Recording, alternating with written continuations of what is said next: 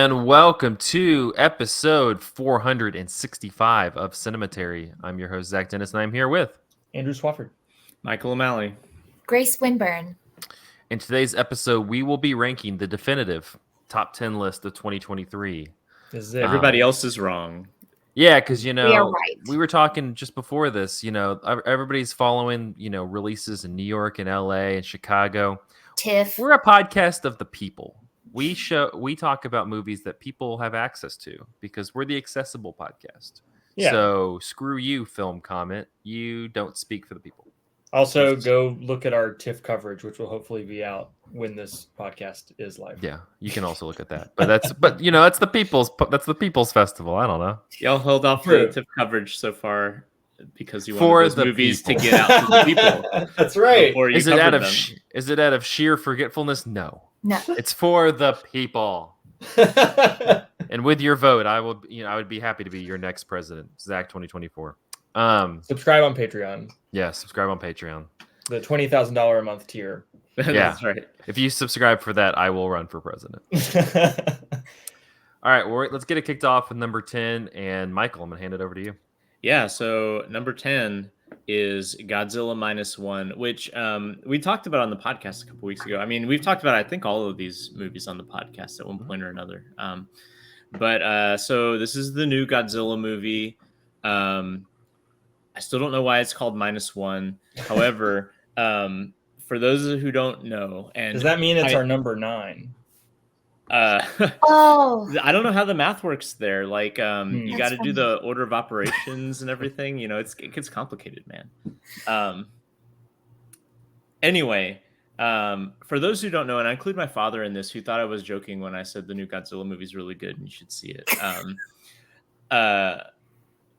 This is the new Godzilla movie, which basically exists parallel to any other Godzilla movie. Like it acts as if it's the only Godzilla movie. At the beginning of the movie, you have this man who's a would-be kamikaze pilot who decides not to fly his plane into a boat, and instead pretends that his plane is broken. And in the course of it, gets introduced to Godzilla, who raids the base that he's on, and then he makes it back to Tokyo after escaping with his life.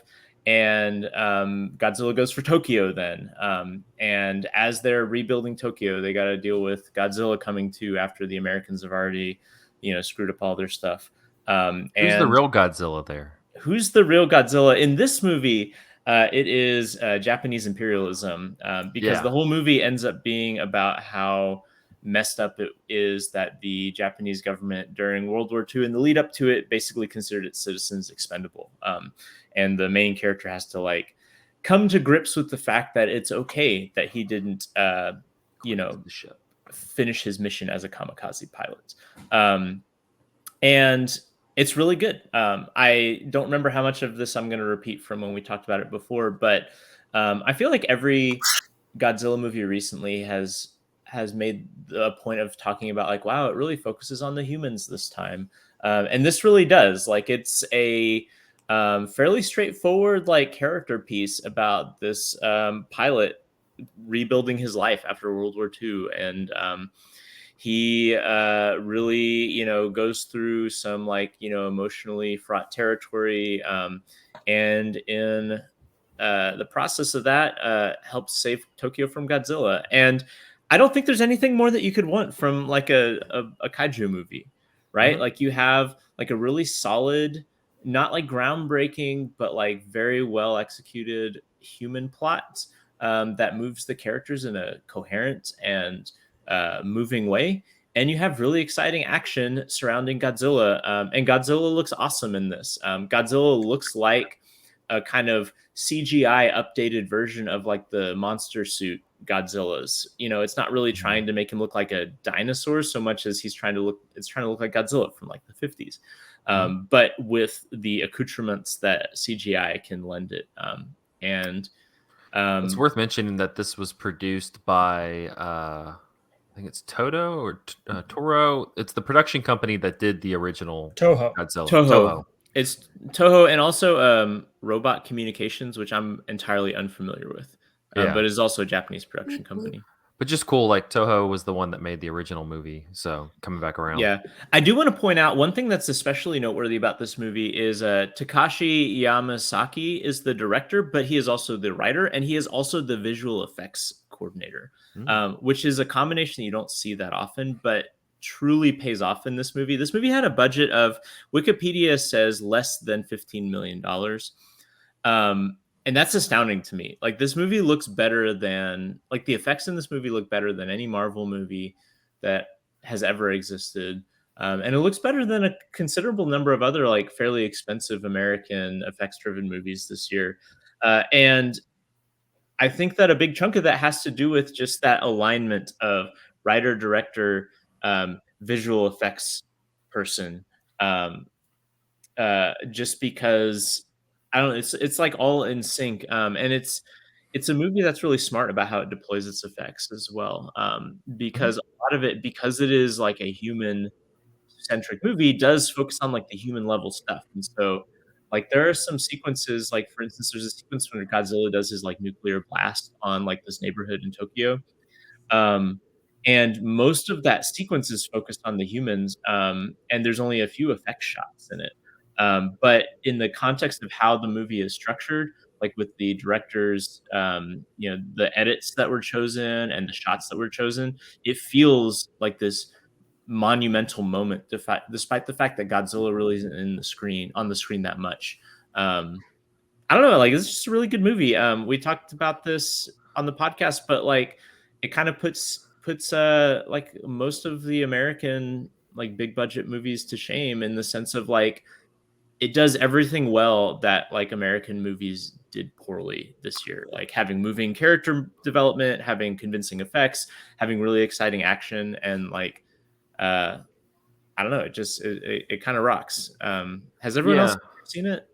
I have yeah. not seen it. I plan Oh to my soon. gosh. Yeah, y'all got to go see it. I only Um, just saw Godzilla, like the original, like last month, so I'm catching You don't up. even have to see that because this movie pretends like it doesn't exist. What? mhm. Yeah. Yeah, Right. it's like completely unconnected with any other Godzilla movie in terms of anything.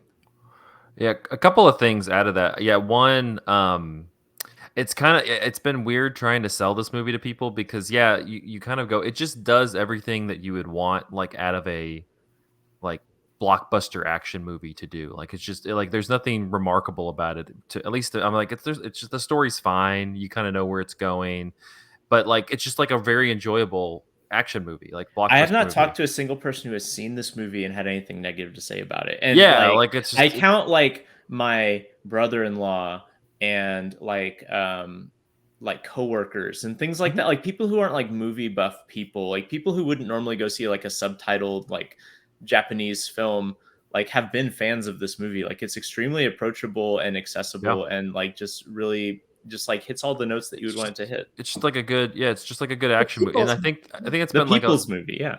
yeah, exactly. Um As somebody who has not seen it, but I have seen Hideaki Anno's Shin Godzilla from several years ago.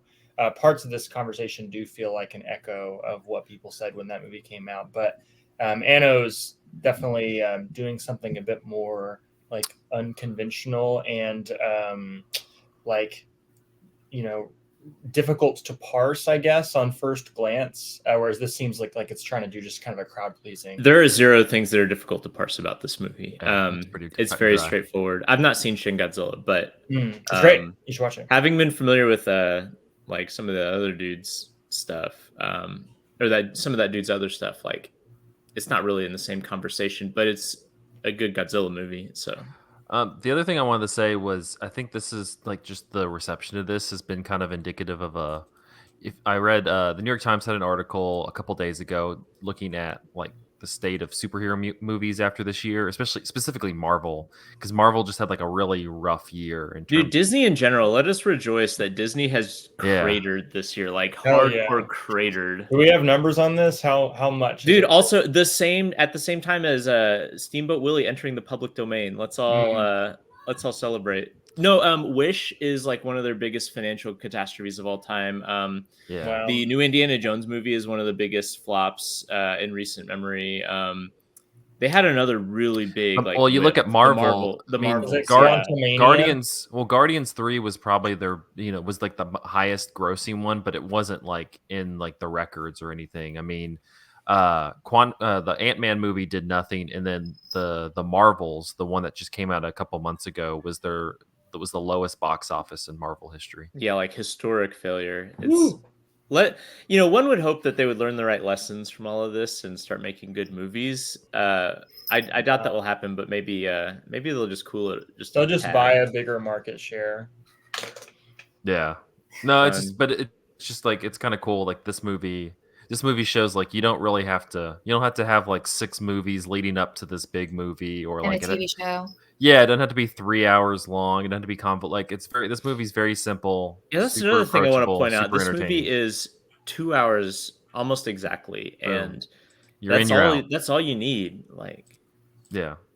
If you have not seen Godzilla minus one and it's still playing near you, check it out. It's worth and if you it's know why it's called -1, please tell me somebody. yeah, let us know. Drop in the comments below, as they say. All right, Michael, we're staying on you for number 9. Yeah. So speaking of movies that did well at the box office on a fairly modest budget. Otherwise, I have no other transition. But the new M. Night Shyamalan movie, which came out in January, I believe. Yeah. Yeah, it was one of those January movies, which M. Night Shyamalan has really like found his niche in January, and I'm here Mhm. for it. Anyway, Knock at the Cabin. It's great. I think Was I this probably your number one movie of the year, no, Michael? this ended up being my number 3, but for Okay. most of this year, this was my number 1 movie, and I rewatched it today, uh, worried that I would have to like kind of eat crow a little bit and be like, "Oh, I overrated it," but I did not. This movie is great. Like, I would confidently place this movie against like any of M. Night Shyamalan's like really famous good movies, like Signs or Unbreakable or The Mhm. Sixth Sense. You know, like those movies that everyone likes that M. Night Shyamalan did. I It's think very strong. Yeah. this is this is like up there with them, and unlike those movies, this movie is very, very dark and difficult to parse like what it is doing. What happens is, and you've probably, if you've seen the trailers, which were all over the place in January because there were no other it was like this and Megan were coming out. Shout out to Megan, by the way, also good. But basically, this couple and their daughter are taking a vacation at this cabin, and these 4 people come up who are.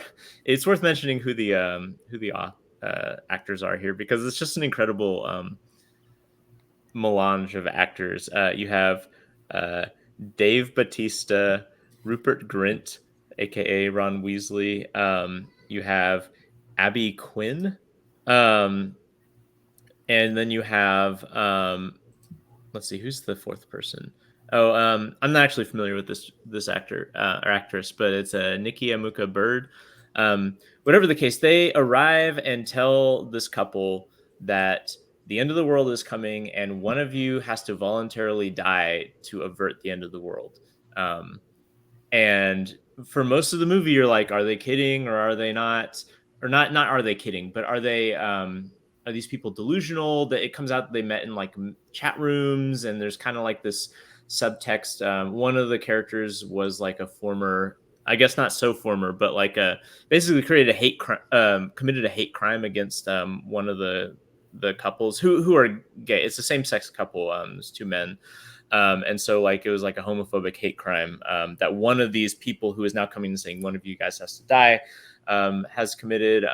So the movie is kind of this tense like single location thriller where they have it's like a home invasion sort of thing, except it's not really the cat and mouse thing that a lot of home invasions are. Like at the very beginning of the movie, they tied the 2 parents in the chair into chairs, and that's where they stay most of the movie. And a lot of the movie is these dialogues between the 4 people and then the people in the parents who are tied up and the daughter. Um, like basically saying like, why would you do this? Like, why do you think that the world's going to end? And then things happening that like um, increasingly muddy the waters as to um, who is actually knows what's going on here. And it eventually becomes very clear what is happening. And it would be spoilery, I guess, to get into that, because a lot of the movie's tension is built on like how much of this is actually real, in terms of like the apocalypse and all that. But what eventually comes out of it is like this very ambiguous film that has to do with, like a lot of M. Night Shyamalan movies, has to do with faith, has to do with like what is it, like what is the goal of sacrifice, what is the nature of caring for someone else, and if you dying causes pain for someone else but saves other people, is that a worthwhile sacrifice to make? There's a lot of really interesting, like almost academic work that I've seen on this movie about like whether or not this movie advocates for like the assimilation of queerness into like mainstream American society. Hmm. Uh, because like basically like you would have to kill off one of the men in this relationship in order for their family to survive. Um, and so is this movie arguing for, or is this movie saying that like to survive as a gay couple, you have to essentially kill your queerness? Is this movie um, engaging with like kind of like this modern like apocalyptic evangelicalism that you see in like American society, you know, that is like, you know, really like convinced that the end of the world is coming? And like, I mean, M. Night Shyamalan had no idea that the you know conflicts in an occupation of Palestine would escalate, um, you know, several months after this movie and cause evangelicals to go into like a even more apocalyptic fervor. But it does feel like it's at least in conversation with that kind of mindset. But also, you have like Dave Bautista and a couple of the other characters who are presenting themselves as like kind, almost liberal people, um, where they want to get to know people. They want like the people that who they're capturing. They introduce themselves. Like Dave Bautista's like, I'm a second grade teacher and I run an after school program. Like as he's like wielding an axe in front of these folks. And there is something also like kind of very strange about like and kind of like evocative about how this movie positions them. Like these like home invaders are presented as like nice liberals, except for one of them, which is like, you know, you're kind of like arch like conservative, like hateful dude. And I don't know, like this movie, just like I've watched it twice now, and both times it like you watch it, or I've watched it, and it just opened up in weird ways to me, and ways that are very, sorry, those are my kids. Ways that They're are also really big. They're big Knock at the Cabin fans. yeah, I wouldn't take your kids to this movie, but You could take them to the beach that makes you old, and they would. yeah, Then you could take them to the age up a movie. little bit, and then so anyway, I will say that like M. Night Shyamalan's made a lot of bad movies, but like he's been kind of on a roll recently for movies that even if they're bad are like fascinating, like Glass, and then Old, and then this. Like that's a like a really fascinating run of movies that are like really ambitious and really strange and really like in some ways like hard to get a thing like a handle on what is he trying to do. But like the more that you kind of poke at these movies, the more they kind of open up for interesting things and interesting ideas. And I just think this movie is great. Like I may have single-handedly put this movie on the at number 9 here, because I think it was my Well, number 3 of the year. But he's not here. But Reed also had this not as high as I thought though. He had it at number 5. well, like I So said, until I saw the movies that I put on number 1 and 2, which we'll talk about later this podcast, this was my number 1 of the year. And like revisiting it, like I'm confident in that. Like I think this is a great movie, and like a movie that is difficult in ways that a lot of movies are not. Like it's really rare to get a movie that is like this obviously trying to engage with like difficult cultural material and for it to feel this opaque.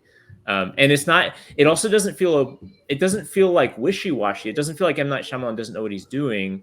What it feels like is a movie that is like genuinely difficult, and not in like a narrative way. Like this is a very straightforward narrative, but like difficult in terms of themes. Like it really is uh, a movie you have to wrestle with if you're trying to figure out like what is going on in terms of themes here, and I really appreciate that. That's like super rare, that a movie like that will come out, and also in this kind of bizarre like home invasion package. Mhm. I And don't even know. if you don't want to engage with it on that thematic level, it also just works as a thriller too. It rocks. Like M. Night Shyamalan is like cooking in this movie, and it's all in this like one room basically. Like it's Yeah. a single location thriller that Yeah. like that goes. Just like them like lining up outside, like you had like this kind of the grass outside and like in front of the cabin and like them lining up. It's like you know, he still knows how to get some good horror out of it too. The Just like weapons, those were just like Oh horrific. my gosh, yeah, these like medieval looking weapons that they well, have. there's They well, feel like I just think of the first time that Dave Bautista like interacts with the daughter and just like because like Dave Bautista's so good in the movie because he's just so Yeah. like large, like he's just a very blows up big the whole man. screen. He's huge. Yeah, and like, but then like his character is so like kind of like soft Yeah, and very he's a quiet. second grade teacher Yeah, who's it's been just like it's wonderful. recruited to murder someone to avert the apocalypse apparently. So Yeah, it's such a he's so good in that movie. he really is. Like I don't know when the like Dave Bautista like wins an Oscar push will happen, and it will inevitably happen for a movie that's not as interesting as this movie. But he's doing like Oscar level material here, I think. Yeah, I think that they kind of somebody needs to make a project for him because yeah, he's shown that he can like lead action movies. Like honestly, like I enjoyed him in Zack Snyder's Army of the Dead movie.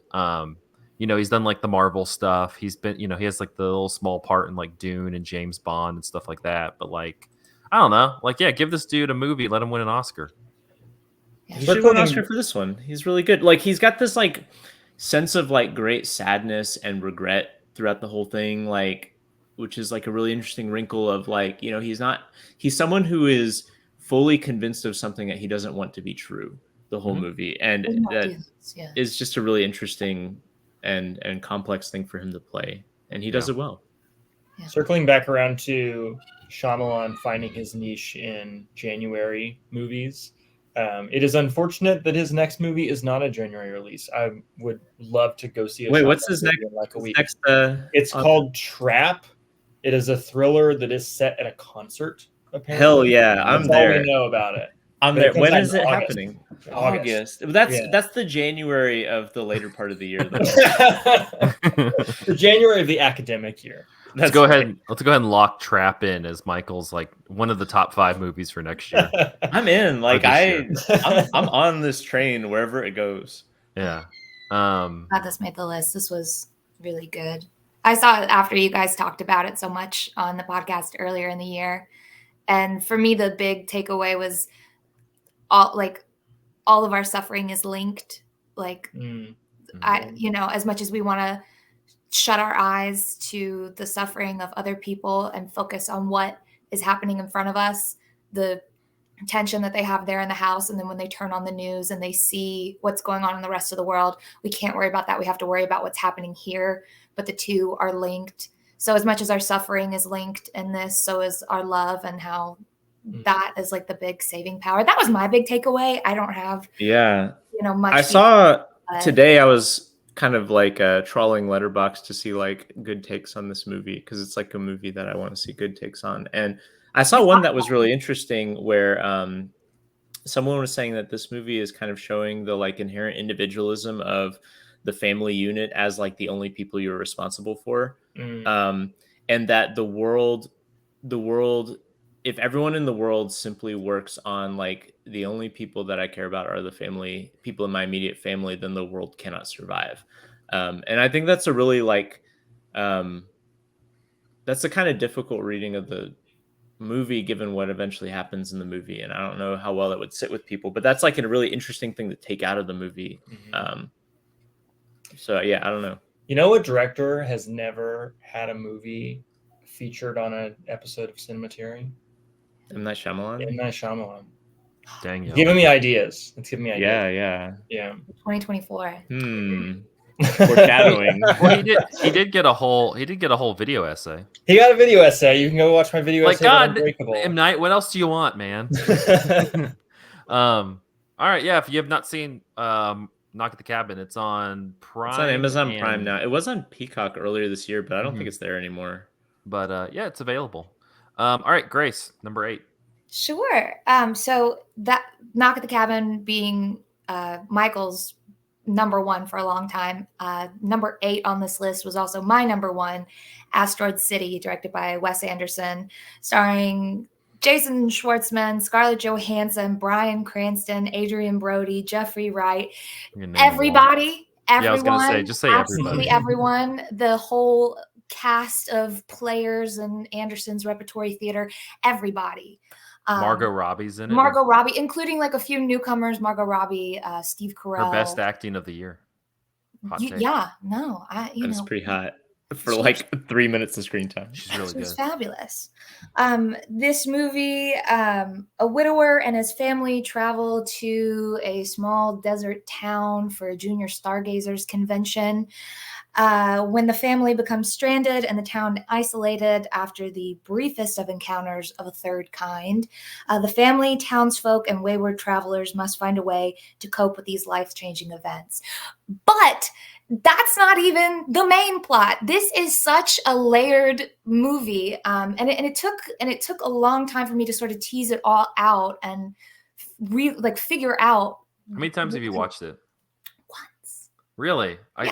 See. I just rewatched it recently, and the second time helps like clear it out for me. Clear it out. I just had one watch, a few listens to some other film podcasts, as well as some reading and just some own independent thought on my own. But I realized that this is more about the life, the creation, inception to production of the teleplay Asteroid City.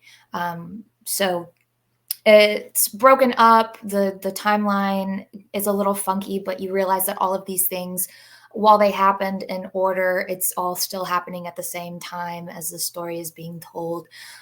We watch as the idea for the story comes to life, from Edward Norton's character to the staging adaptation with Adrian Brody's director character, to the actual play itself, which is in color. And then also we're taken out of it back and forth to watch the drama of Scarlett Johansson's like second character, where she's leaving the staging, she's leaving the production, and Jason Schwartzman's character leaving the production at its climax, wondering, am I doing it right? Is this right? And I got to thinking that if this were just a straightforward, beginning, middle, end of getting this play up on its legs and on TV, I feel like we've seen that before in a few other movies. And like, do the wheels fall off this play? How do we get them back on, and how do we get it back on track? I think that this is a much more interesting way and a much more complex way to tell this story. Anderson has really been playing with his methods, with telling these stories, these sort of frame narratives. But I am such a big Andersonite. He preaches the gospel to me, and he has since I was a young, impressionable teenage girl.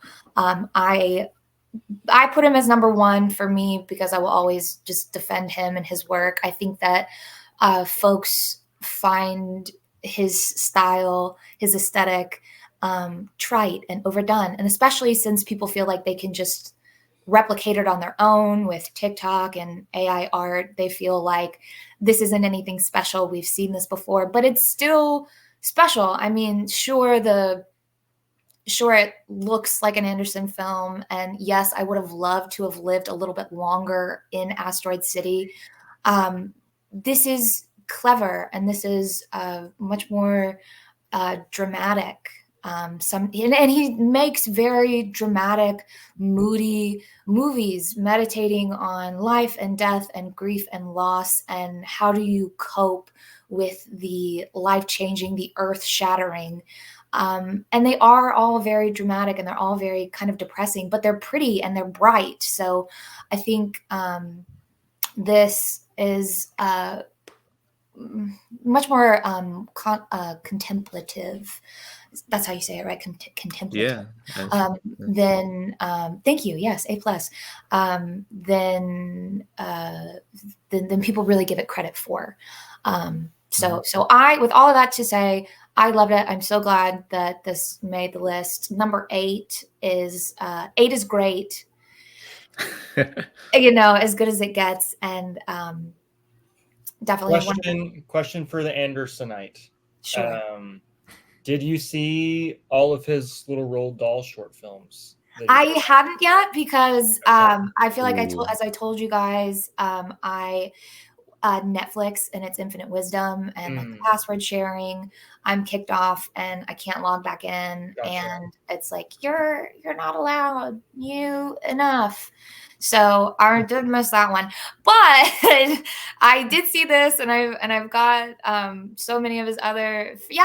Come on. The reason I ask is that I didn't put any of the 2023 Wes Anderson joints on my list, but if I did, I would have put The Wonderful Story of Henry Sugar. Yeah, I think if his Netflix stuff had been packaged as an anthology, it would have been on my list for sure. Yeah, that stuff's really good. I think Grace, you mentioned like something that's kind of interesting to me about like the last few Wes Anderson movies, including the Netflix stuff and Asteroid City, which is that like a lot of people have started viewing his style as trite and like anyone can do it and AI have done it.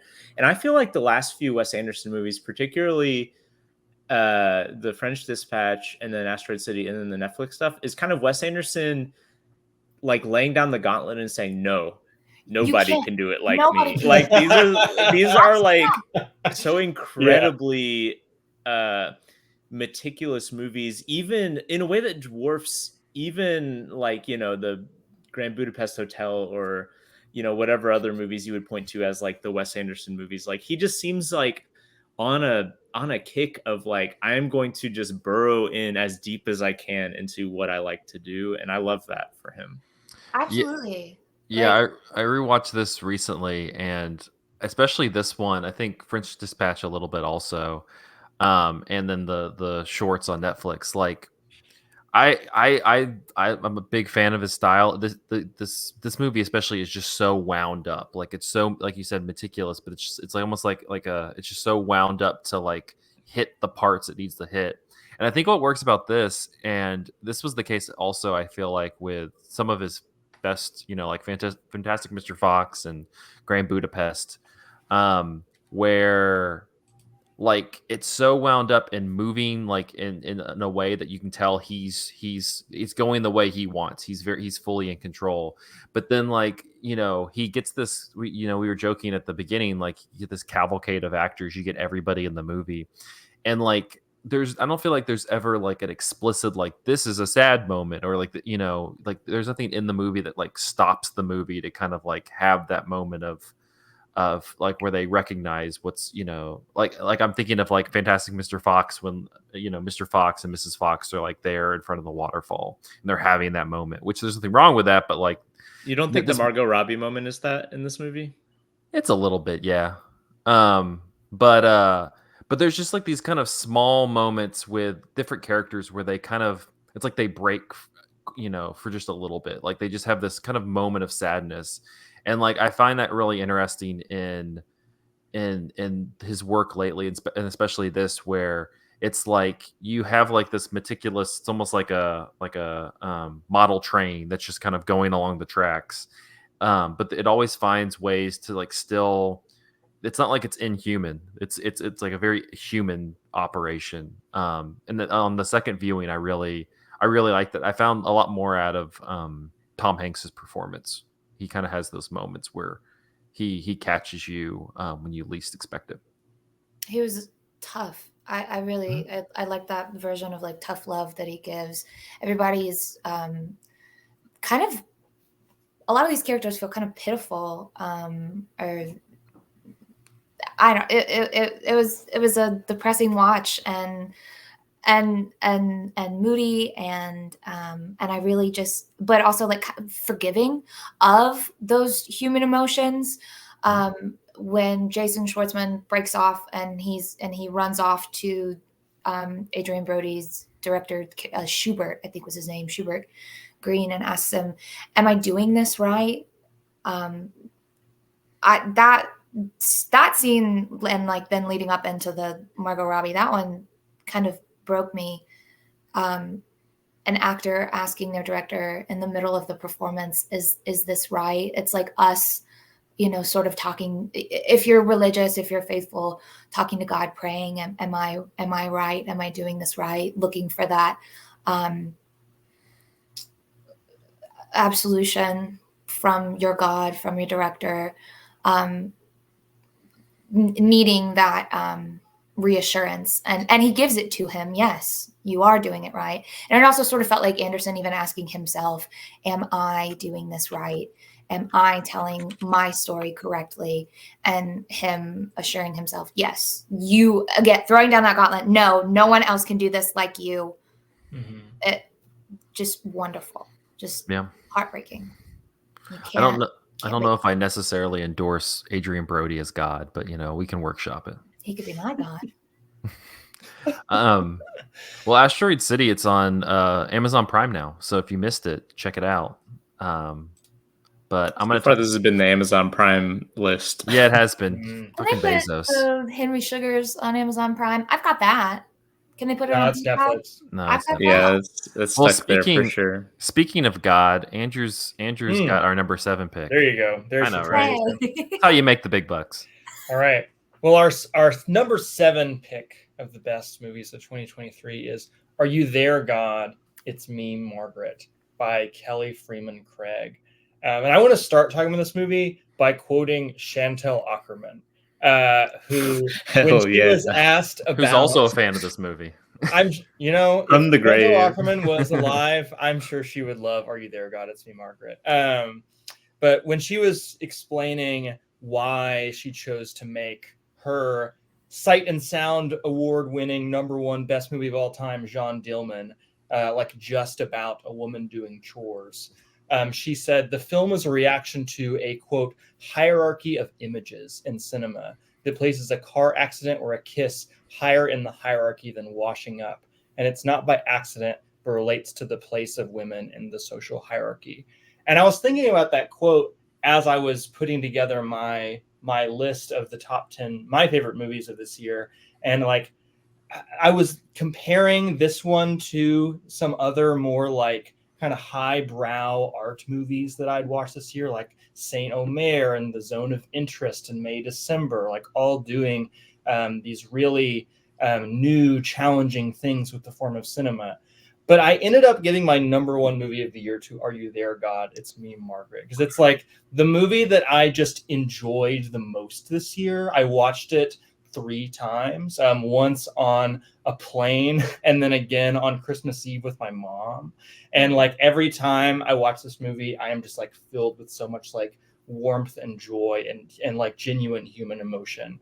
And despite the fact that this movie has shown up on a lot of people's lists, I have seen it on a lot of like Letterboxd top 10s, but it's usually placed pretty low. Because I think that it is kind of viewed as somewhat unremarkable, especially in a film landscape where we've had so many coming of age movies about young white girls, like Lady Bird and Booksmart and all these movies, right? But I think that this movie is like as good as the best of those. And it is just like full of these very subtly perfect choices. It is not being particularly flashy or showy or in your face with the things that it's doing in order to convey whatever feeling it wants to convey. But it is always doing something that is kind of manipulating the audience in kind of a perfect way. Like there's a scene where the characters are forced to play spin the bottle. And the first shot of this scene is just the bottle, and it's like this, you're kind of being confronted with this like really intimidating image. There's a sequence where she goes to visit her grandmother in New York, and they go see the Broadway show Pirates of Penzance, and you're getting one of the big numbers from that show kind of like intercut with like her on her way there and her meeting her grandmother in the subway and or at the bus station, and it like creates this sense of like the entire memory of that visit is sort of suffused with the like the the blast of euphoria that she got from seeing this Broadway show. And all the characters in the movie, they have subtly different music taste, and so like the different needle drops are kind of reflecting what this character wants to listen to. um, there's a moment where the main character is wrapping up a prayer, and she says thanks God to end her prayer, and then because she has to interrupt her prayer to say thanks mom, to her mom who's just done something for her, like very subtly kind of like asking the viewer to kind of draw a line in their brain between those two ideas. It is just like a really smart, well crafted movie. It is like this really also kind of honest reckoning with faith as a central choice in a young person's life. It is, this is the kind of thing that doesn't really get discussed in a lot of big Hollywood movies. Faith is something that tends to only get touched upon by the faith-based film industry that is trying to be like evangelical and polemic. And this movie is not trying to do that. It is just kind of showing you the way in which a person might kind of try on different ideas and like internally grapple with the question of what they believe, and with like the full weight and importance that carries. And on top of that, it's also a really beautiful humanist depiction of puberty as experienced by young girls specifically. This is kind of the feminist blockbuster that I think Barbie was trying to be. And it has much more modest aims than Barbie. It's not trying to like take aim at like capital T, capital P, the patriarchy. It's just trying to kind of delve into the lived experience of women, both for young girls and also their mothers as well. I really like Rachel McAdams' role in this movie, like the role itself and the performance. The performance is incredible. There's a scene where Rachel McAdams is explaining to her daughter why they don't speak to her maternal grandparents. And like Rachel McAdams' patience in delivering that set of lines, and her willingness to just kind of stop dead at so many moments in sharing that information, to like stammer and say and not know what to say, is just perfect. It is a type of humanist, or like a real authentic human performance that I feel like I don't see enough in movies. But also like just the choice to expand the role. I've actually not read the Judy Blume classic that this movie is adapted from, but my understanding is that it's kind of just the girl's story. And this movie kind of like expands the mother's role so that you're kind of getting the mother and the daughter's plot lines running simultaneously and in parallel to one another. And I think that it's really beautiful the way in which the movie kind of like forms all these really, universal connections that between the experiences of these two different characters. So Are You There, God? It's Me, Margaret. Beautiful movie. Feel like being underrated this No, year. it is because like in like a just world, Rachel McAdams would be getting an Oscar nomination because Absolutely. it's Yeah. legitimately one of the best Yeah. performances of the year.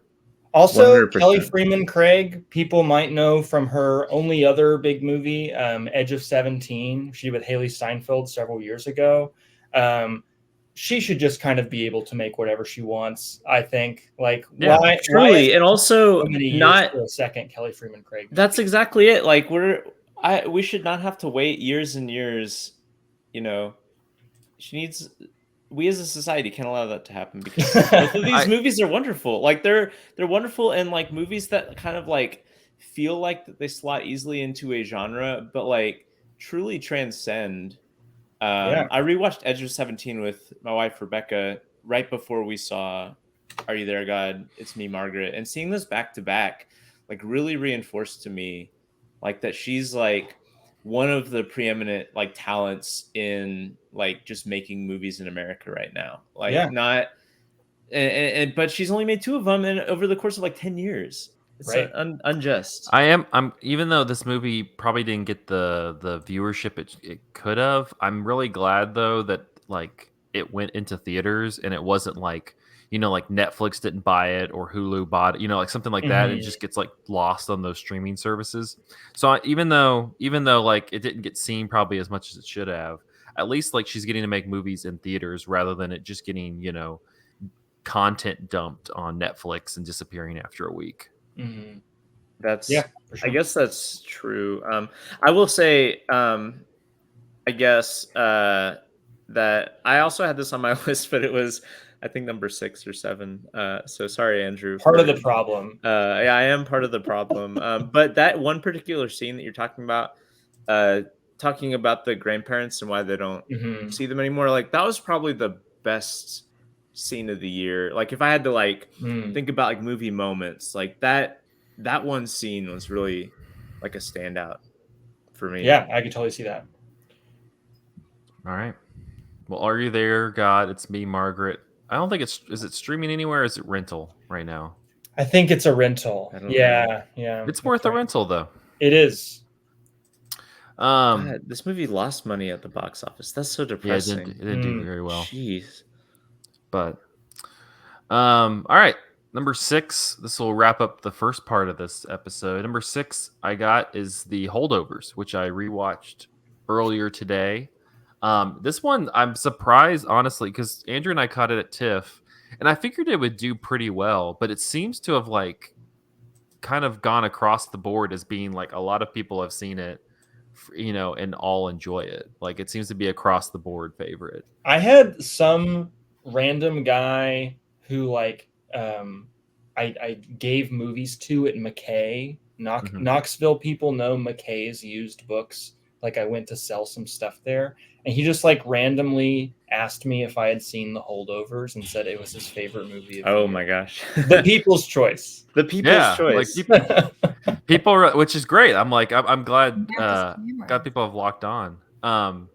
But yeah, for those who have not seen it yet, it takes place in the I think in 1970. 70 to 71. Yeah, 1970, and it takes place in a New England boarding school.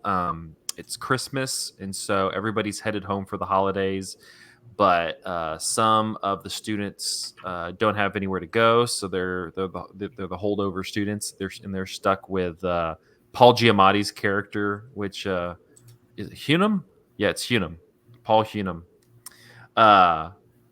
as well as Mary, who is the cafeteria worker. And so it's kind of a silly reason why they get rid of most of the kids, except for the one. But the rest of the kids leave. It is kind of a great gag though. Like It's a really funny gag because it's just very random. But so then it becomes Angus, who is the lone student left, and then Paul Giamatti's character and Divine Joy Randolph's characters, and yeah, this is like it came out. I think it came out a little before Thanksgiving, but has started to come out like in rentals and streaming. It's on Peacock now. Over the last couple weeks, just a really. I wish it kind of almost came out a few weeks later. Like great Thanksgiving to Mhm. Christmas to New Year's area like holiday movie. Like I feel like it's one that's going to enter a lot of rotations for that, which is nice to break up the watchings of Elf and Christmas Story and stuff like that. Like toss this in here for a little nihilist, it's a little melancholy and nihilism. What are you gonna do? Um, but yeah, I remember when we saw this at TIFF. Paul Giamatti, he's another one. Like I think he'll probably get nominated. I feel like he might get nominated just because they're like, yeah, he's had a long career. I don't think he's gonna win though. And he's really good in this movie. Just like genuinely, just like fantastic. You were talking about the scene with Rachel McAdams where she's talking about why they don't see her, the grandparents.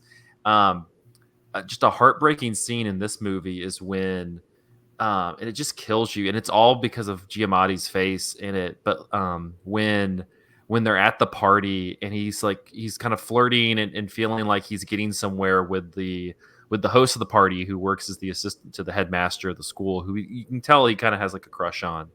And she's like, and they're like talking, they have really good conversation. She goes, "Oh, hold on, I'll be right back," and goes up, and he like, looks behind him and sees her kissing this what we assume is her boyfriend, and like he just turns back and he just has like this.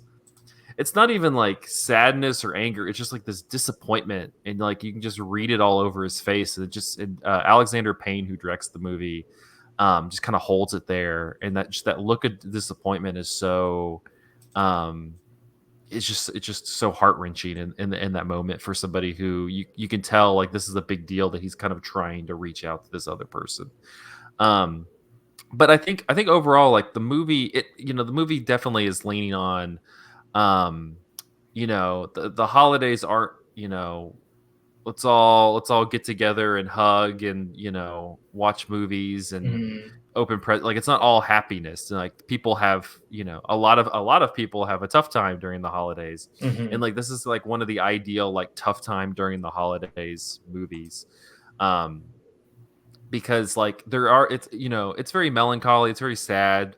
You kind of get like this like wonderful melancholy snow in New England Cat Stevens soundtrack thing going on, and with it's also nice. like intermixed with like kind of the somber Christmas carols as well. Yeah, and like there's like a comfort to that. It's kind of like a you've had a glass of mulled wine and you're just kind of sitting there in your feelings.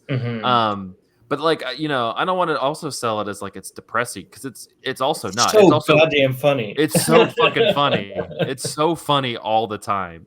In fact, that one scene that you're talking about being really depressing, where then it's immediately switched. It's immediately switched because the student is like hooking up with some random girl in the basement, and they're trying to get him to leave. And he's like, "I don't want to leave. I'm having fun. I'll come back. It's fine." Yeah. No, it's it marries a lot of the kind of like more somber notes with a lot of hilarious notes. Like Paul Giamatti is just frequently insulting everybody. We've talked about it on the podcast, but when at one point he calls the headmaster of the school penis cancer in human form, and that's the best insult of all time. Actually, the full line is, "Hardy, I've known you since you were a child, so I feel like I can say with expertise that you are penis cancer in human form." And you're just like, yeah, it's such a great burn. I actually had after the second time I watched this, I made a little note in my phone's notes app of like all the incredible insults that get thrown around in this movie. One of which is snarling Visigoths. Yeah.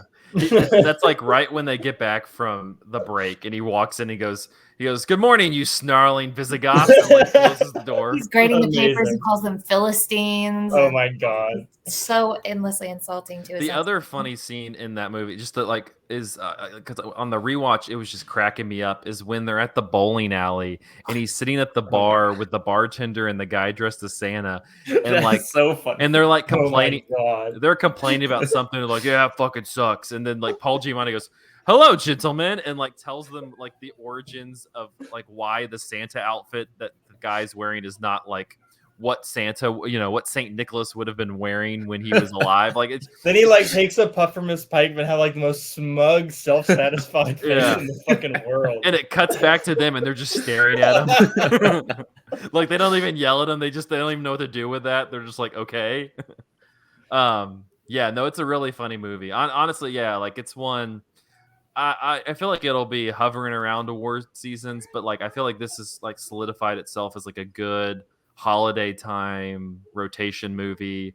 Like just incredible performances all around. Speaking of like they should get more recognition, Divine Joy Randolph as Mary. Honestly, the second time watching, she's even more fantastic because she's given the least on paper to do. Like she's kind of given a one note character.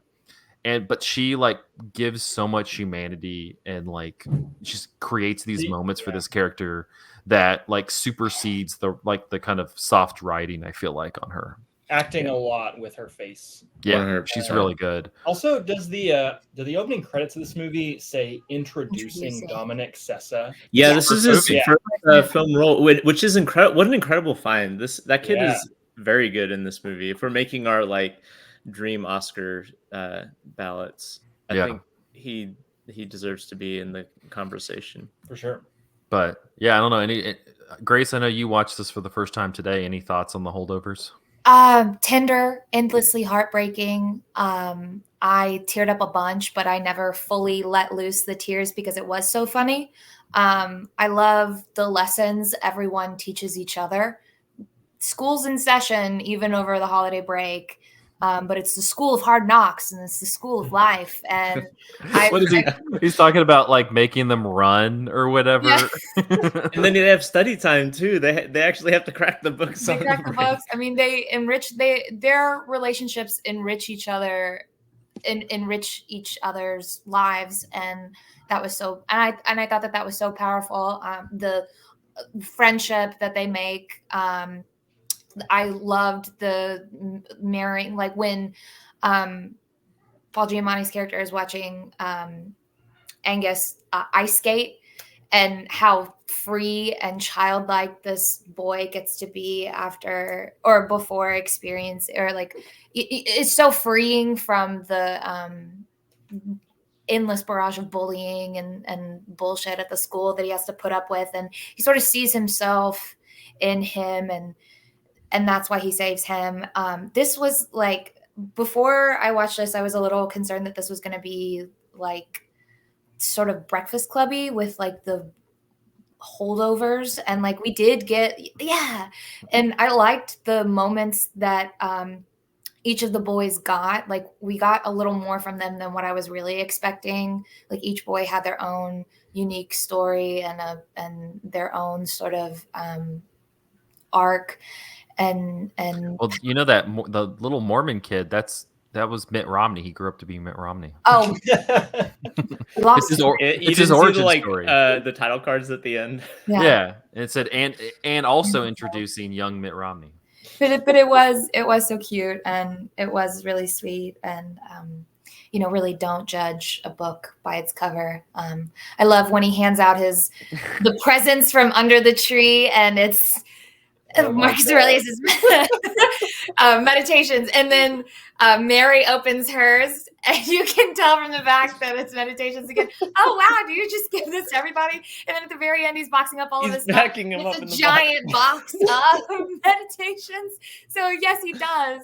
But it looks like that box was still full, so he hadn't really given it out to a lot of people. So maybe it was intentional. I saw that you people like gave to. I saw people sharing memes of that where it was like, I'm going to my Secret Santa, work party. I know what I'm bringing. I know what I mean. But it was wonderful, and it also felt really cozy. I know that it was shot on Mhm. digital, but like them in post adding the grain and effect of film Yeah.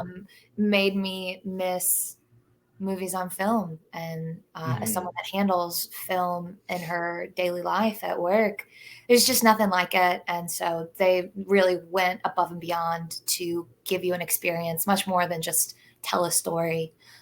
So this is, Yeah. this is wonderful. Yeah, well, it's on. Like I said, it's on Peacock now. But you can also rent it. It ends on New Year's, so like perfect time to, if you have not Yeah. watched it. Perfect. You still got time to watch it.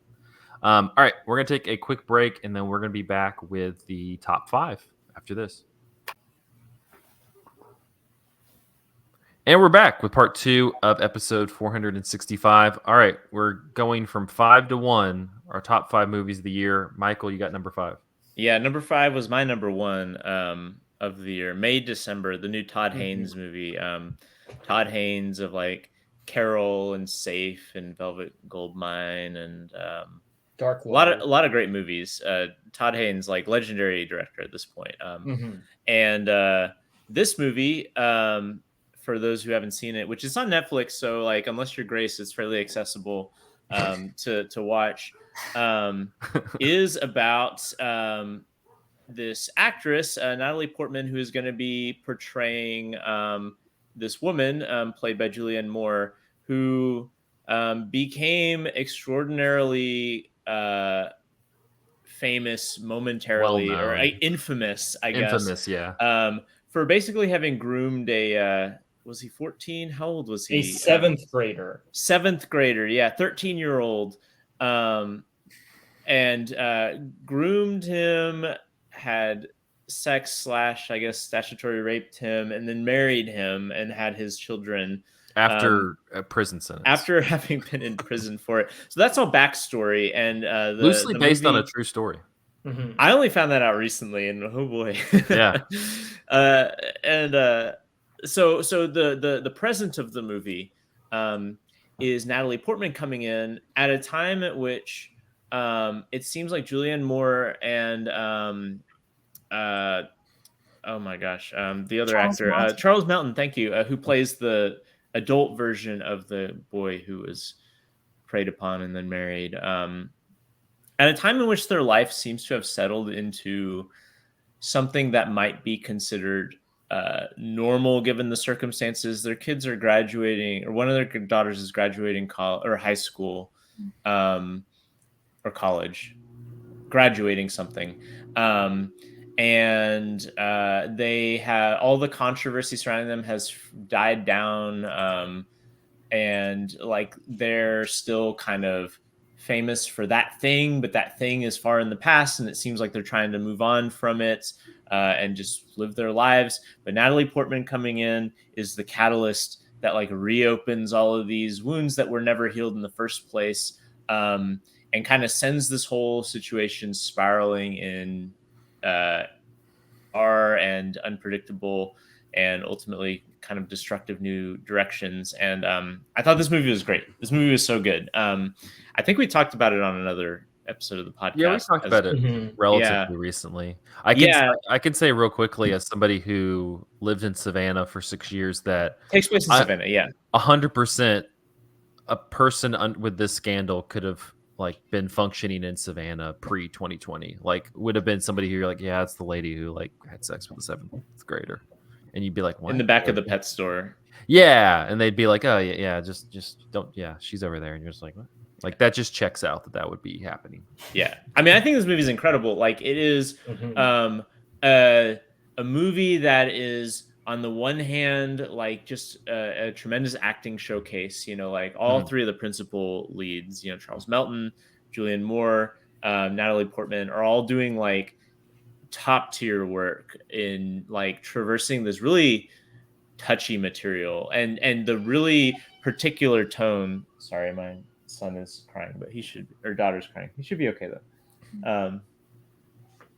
I think everything's all right. I may have to step out in a second, but anyway, it's really touchy material, and the tone is really tricky of this movie because there's a lot of stuff in this movie that's comedic, um, and comedic in the sense of the movie's posture toward what is happening, not like there's punchlines, um, and so like these actors are having to play characters who have to have conceivably, like conceivable real life like emotions that we have to take credibly and seriously while also navigating the understanding that this is a ridiculous situation, while also navigating the sense that this is a deeply dangerous and like awful situation, while also navigating the fact that like all of these characters are lying to each other constantly about like what their motives are and stuff. Like uh it kind of is an unfolding thing about like what Natalie Portman's motivations are in this movie, and they remain opaque for a lot of the movie. Is she preying upon these people in the same sort of like imbalanced power dynamics that like Julianne Moore is taken advantage of? Like at one point she's looking at audition tapes of like all the kids who are going to play the 12-year-old or 13-year-old Oh in the God. movie,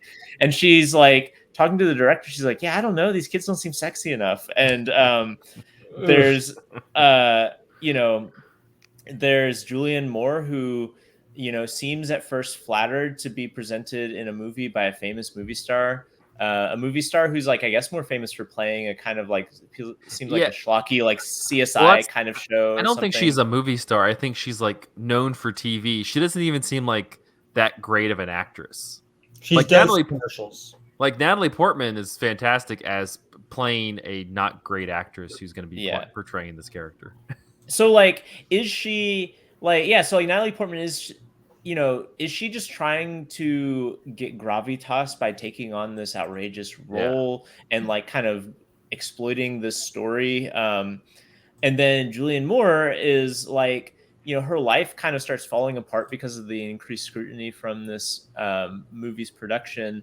But it's unclear throughout a lot of the movie of like how much does she have like an awareness of like the things people think about her and is weaponizing that? Like, there's this scene in the movie where she discloses,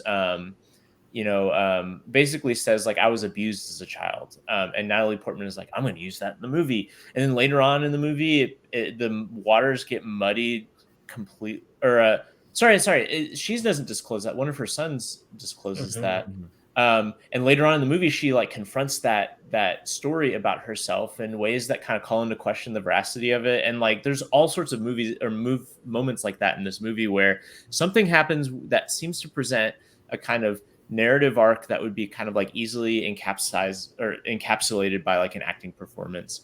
And then later on in the movie, it gets complicated by the fact of, was that character lying? Do we know their true motivations?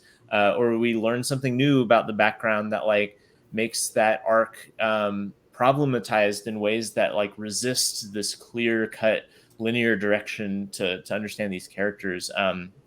And it's in some ways like Knock at the Cabin that I said earlier, in which like this is a movie that like feels totally in control of what it's doing, but is also very slippery and tricky to like lay a finger on like what exactly are we supposed to be grasping onto. Like the moment that this movie ends on is at the graduation, and that is a really fascinating Well, scene. It no, doesn't. the moment the movie Oh, ends on is the filming of you're that you're right. scene. You're right. Sorry. It ends on the graduation and then has like a kind of epilogue where we see the film crew filming the a scene that's going to be part of the movie. So this is right after the graduation scene has revealed stuff about like that Natalie Portman basically doesn't know what she's doing when depicting these characters. And the final scene is her having to take like it's like 10 takes or something that we see of this one line, where she's trying to uh, you get the sense of trying to get at the core of who Julianne Moore's character is. Um, but after this, like the scene that happens at the graduation, it's just really like us, the viewers. It's really difficult to take a human being who has done really awful things and burrow down into like what is their truth, like as if there is a single like thing that defines this character. And Mhm. Natalie Portman seems to have been trying to accomplish something like that, to like boil down this character into a truth that she can then kind of depict on screen in like a kind of showy actor way that's going to get her like acclaim and like a serious um regard by the industry. And by the end of the movie, it's revealed that that's all just like a Ponzi scheme in this whole like charade of like whatever social respectability slash critical respectability theater has been happening. So I guess Like, it's safe to assume that Julianne Moore did not interview the actual child predator that her character is based on I to don't know if that prepare is for the safe to role. assume. Well, probably because I think that lady died. Good. Oh, Oh, she did she? died. Yeah. Yeah, Okay. I went on like a deep dive of like just the whole story with that. Did this also take place in Savannah in real life? No, it was like up Oh. in like Seattle area, like in somewhere in Washington. No, yeah, well, like like they were together for a long time and they had like two or three kids together, and then they got divorced. And they had been divorced for a while, and she got cancer and died. He Mm. said that the catalyst for the divorce was when the children that they had together became the same age that he was when he was preyed upon. Oh, And that for yikes. him was the eye opening moment that I was a child. These are my children. Hmm. And that was the beginning of the end. That was the catalyst. So I Yeah, know more about wow. that story than I do about this, but You should watch the movie. I should Then. You watch the should. movie. Yeah. It Yeah, is this Yeah. really good. It's And incredible. I feel like Todd Haynes has been recently, like people have taken him maybe not for granted, but like he's been doing movies that have kind of presented him as like this workman like director, Hmm. as opposed to like the kind of really razor's edge. Like he did the Wonderstruck, and he did Dark Hmm. Waters, both of which are really good, but I also like you don't. name checking Wonderstruck. I forgot that that was a movie that he made. It's really good. Like it's a Yeah. terrific movie, but it's Yeah. also a movie that doesn't overtly lay into the sorts of things that Todd Haynes did, Yeah. making a name for himself. That kind of like new queer cinema that was going on in the 90s. Like, I But think one of some the things that he did make a name for himself is be able to kind of shape shift and make different kinds of movies. right, as a Like, pastiche artist, almost like he's got Far yeah. From. Is it Far From Heaven? What's the Julian Far From Moore Heaven Douglas is the Sirk? Douglas Sirk Yeah. riff. And then Yeah. I'm Not There shows him like depicting Bob Dylan in like a myriad Right. of different ways. And I was reading about the making of this movie, and they like made it like they had no budget. He talked about that. Until Will Ferrell came and produced Yeah. it. Well, I think Will Ferrell and Julianne Moore and Natalie Portman put like their stuff behind it, but yeah, he made it like on like it was one of those they had like a month or two, and they like filmed it like it wasn't like this prolonged thing. Like they filmed it not maybe not even a month. It might have been like 18-20 days or so. Like it was very short. Like he was talking like I saw an interview and he talked Wow. about it reminded him of like his old indie days where he was having to put stuff together. There wasn't much, extra time. Like everybody kind of had to be locked in. Yeah, it's just kind of it's kind of crazy that like yeah, Rad. Todd Haynes is also struggling to get funding for stuff. Give Todd Haynes more money. Truly. Yeah. And Take all the money that you're giving to the Russo brothers for making shit and give it to Kelly Freeman Craig and Todd. Yeah, Haynes. Disney, your financial prospects have cratered by doing business as usual. Just make a Todd Haynes movie. Yeah. Todd Haynes directs the Marvels. Well, May, December, it's on Netflix. Speaking of movies that it's just nice to see that guy working. Andrew, you got number 4. Our number 4 movie of the year is The Boy and the Heron by Hayao Miyazaki.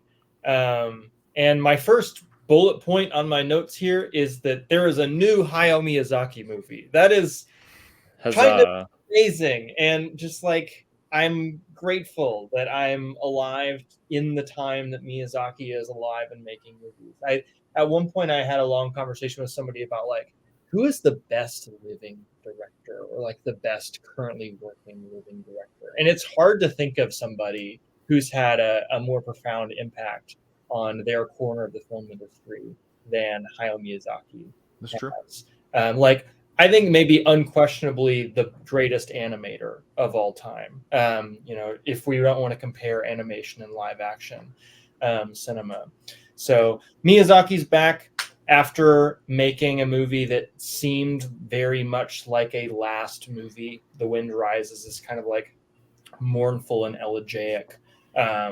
And The Boy and the Heron feels like a burst of new energy. It is Miyazaki back in the studio, like with a million ideas and just like wanting to do Ghibli stuff again. So he's kind of drawing on from the same well that gave us movies like Howl's Moving Castle and Spirited Away. So he's kind of twisting these beloved old tropes, but he's doing them in a more patient and assured way. It's like he's making one of his older movies, but with the mindset of like an old man who's done this for decades, right? The way the mystery and the world of this movie unfolds and reveals itself is very gradual and just kind of like I don't know, increasingly like amazing. It's like evoking that feeling of wonder in the audience. I saw it at TIFF at the I guess it was the North American premiere, and that was like my main emotion watching it. It was like just wonder and awe of like all of the new stuff that he was putting on screen, new images that I had never seen before, like just the power of imagination that this man has is just like unmatched. What was the there's 3 types of Miyazaki movies that we saw at TIFF. Yeah, there's 3 types of Miyazaki movies. There's one called It's All Magic. The second one is if you touch that fucking tree, I'm gonna kill you. And then number 3, I'm horny for planes. Yes. And this is very much it's a magic movie. Yeah. Yeah. So and this movie just like has so much amazing imagery in it, grotesque imagery too. Like not all of it is like beautiful and like fun to look at. A lot of it is actually quite upsetting to look at. Yeah. You It have opens with a mother burning to death in a hospital. So oh god, and like animated in such a unique way for Miyazaki's yeah, Mhm. I saw catalog. someone say, or I heard someone say that it resembles actually something that Takahata would have done more It so than a looks like it Miyazaki. looks like Princess Kaguya. Yeah. Yes, that scene in the middle of Princess Kaguya where she runs out of the palace and like all of the animation turns to scribbles. This kind of feels like it's a smear of paint. You're like walking. The character is running through a town that's being firebombed. Miyazaki himself being a child who survived firebombing when he was very young, um, and like his figure like running through the fire is this like really blurry ghost-like image that's strange in a Miyazaki film that are so often like built from these like really clean, confident lines. This kind of like lets it blur into abstraction, and the way the fire is animated too, it feels more like liquid than like fire. Mhm. But once you get beyond that prologue of the movie, it's kind of like an Alice in Wonderland type story with this character continually running into magical creatures and new worlds, and a lot of these things are not, again, like super fun to look at. It's much more upsetting than most kids movies would tend to be nowadays.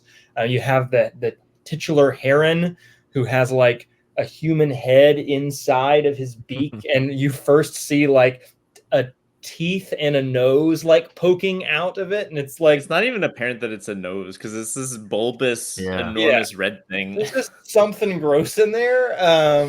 There's also an amazing moment very early on when the heron is squawking in front of the boy that his presence is requested in some tower. And while he's saying this, all of these fish are like coming out of the water around the heron, like so many fish that you can't really see the surface of the water anymore, and they're all just kind of chanting in unison with these dead eyes, like "Join us, join us!" And the kid is being covered with a mountain of frogs that are just like climbing up his body. It's Uh, nuts. Nuts. Later in the movie, he like tries to grab what he thinks is like his long lost mother, but she's Oh my actually an gosh, this illusion, and scene. she kind of like melts away in this really Oof. uniquely He was a animated. bit fucked up for that. I was like, damn, Yeah. Miyazaki. There's a moment where a fish has its organs gutted, and the Oh, organs yeah. just kind of like spill out Like a impossibly, like snake in a can. on and Like on and on. Yeah. Um, the movie is also just kind of a delightful parade of weird little guys. You have the heron, obviously. You Chief have weird little guy. the chief titular weird little guy. You got the army of parakeets. That's my favorite love aspect those of the movie. parakeets. Every time those parakeets are on screen, I'm laughing. You also have the Wara Waras, who were like, that's just printing money at the Ghibli store, man. Like so many plushies of those things are going to get sold. Um, and so like I love that. I love just like Miyazaki making little magical creatures and sharing them with me. There's also a lot to dig into this movie with on a thematic level. It's very autobiographical for Miyazaki. It kind of is it is examining his place in the film industry, and he's kind of commenting on the state of the industry by my reading of the movie.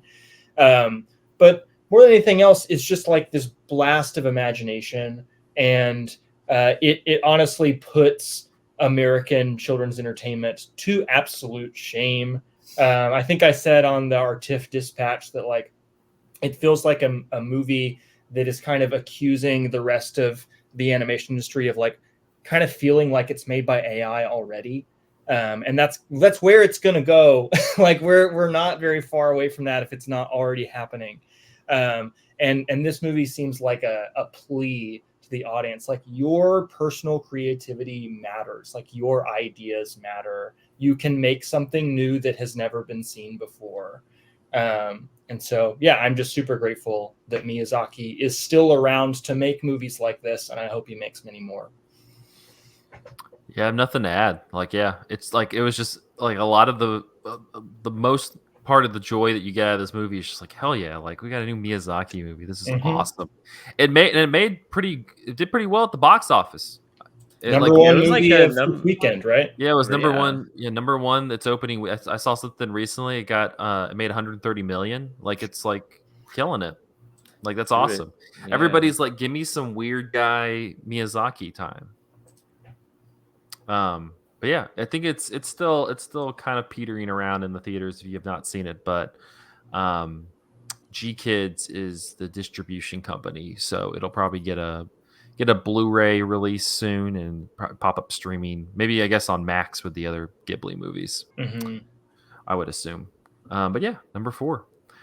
Number 3. Speaking of big names making big movies, number 3 is Oppenheimer, which was not my number 1 movie of the year.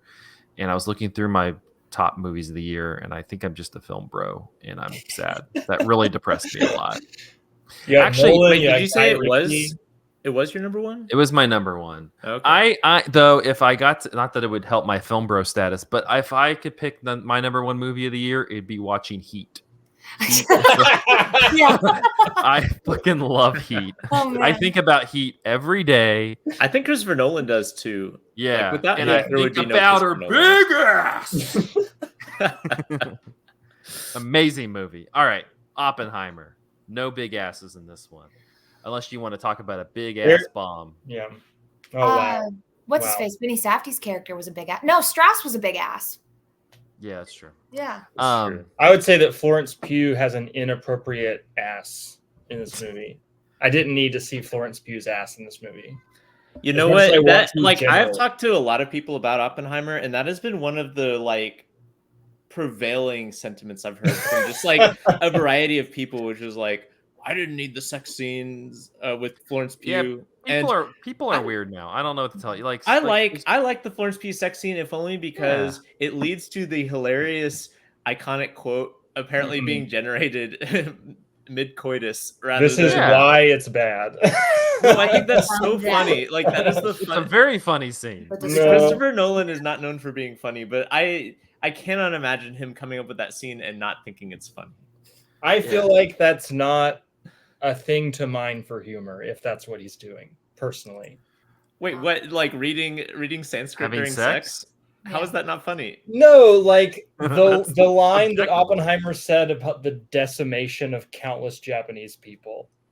What? During sex? During sex. He reads the Bhagavad Gita during sex. And I comes feel up like with I don't understand why what I'm saying is not coming across. Are you saying he was saying that in reference to the Japanese people? He's not saying that in reference to the Japanese in real life he said that in reference to Japanese people. But I see what you're saying. The line is like him like reckoning with like he actually said it and then putting that during a sex scene. You're saying that. Okay, so I am here to defend this on what if he philosophical said that right grounds after as he well. nutted? LOL.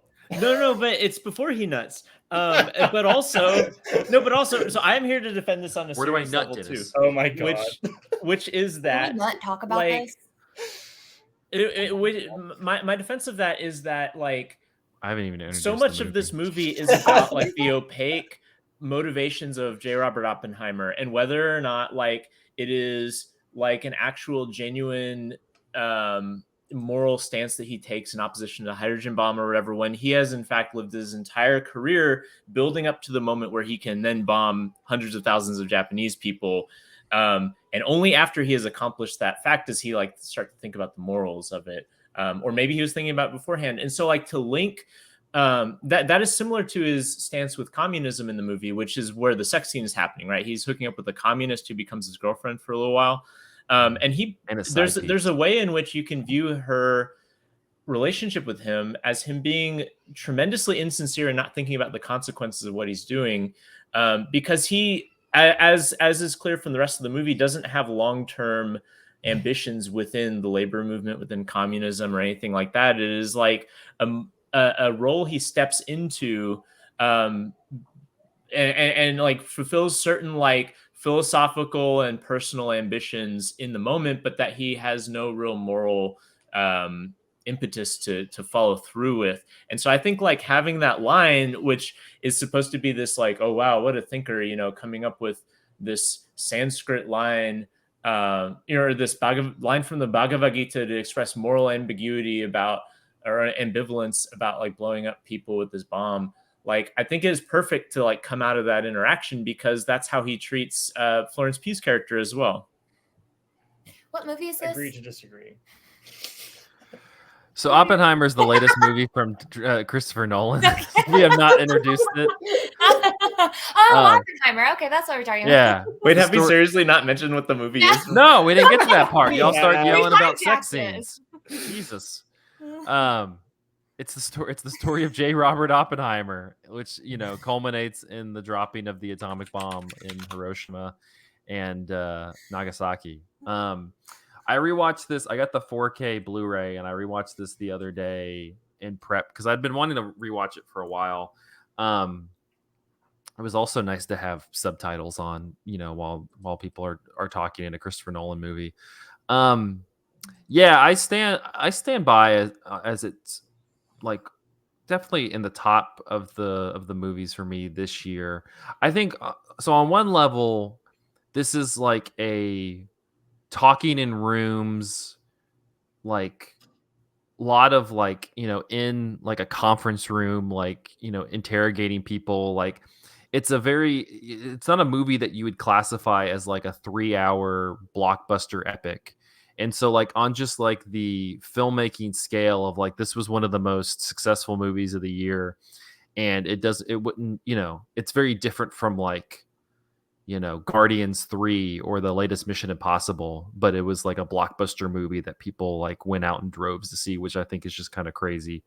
Do you think that people went out and saw it just because of the Christopher Nolan name recognition? I Like, think a was little he? bit. Because I think a little bit, yeah.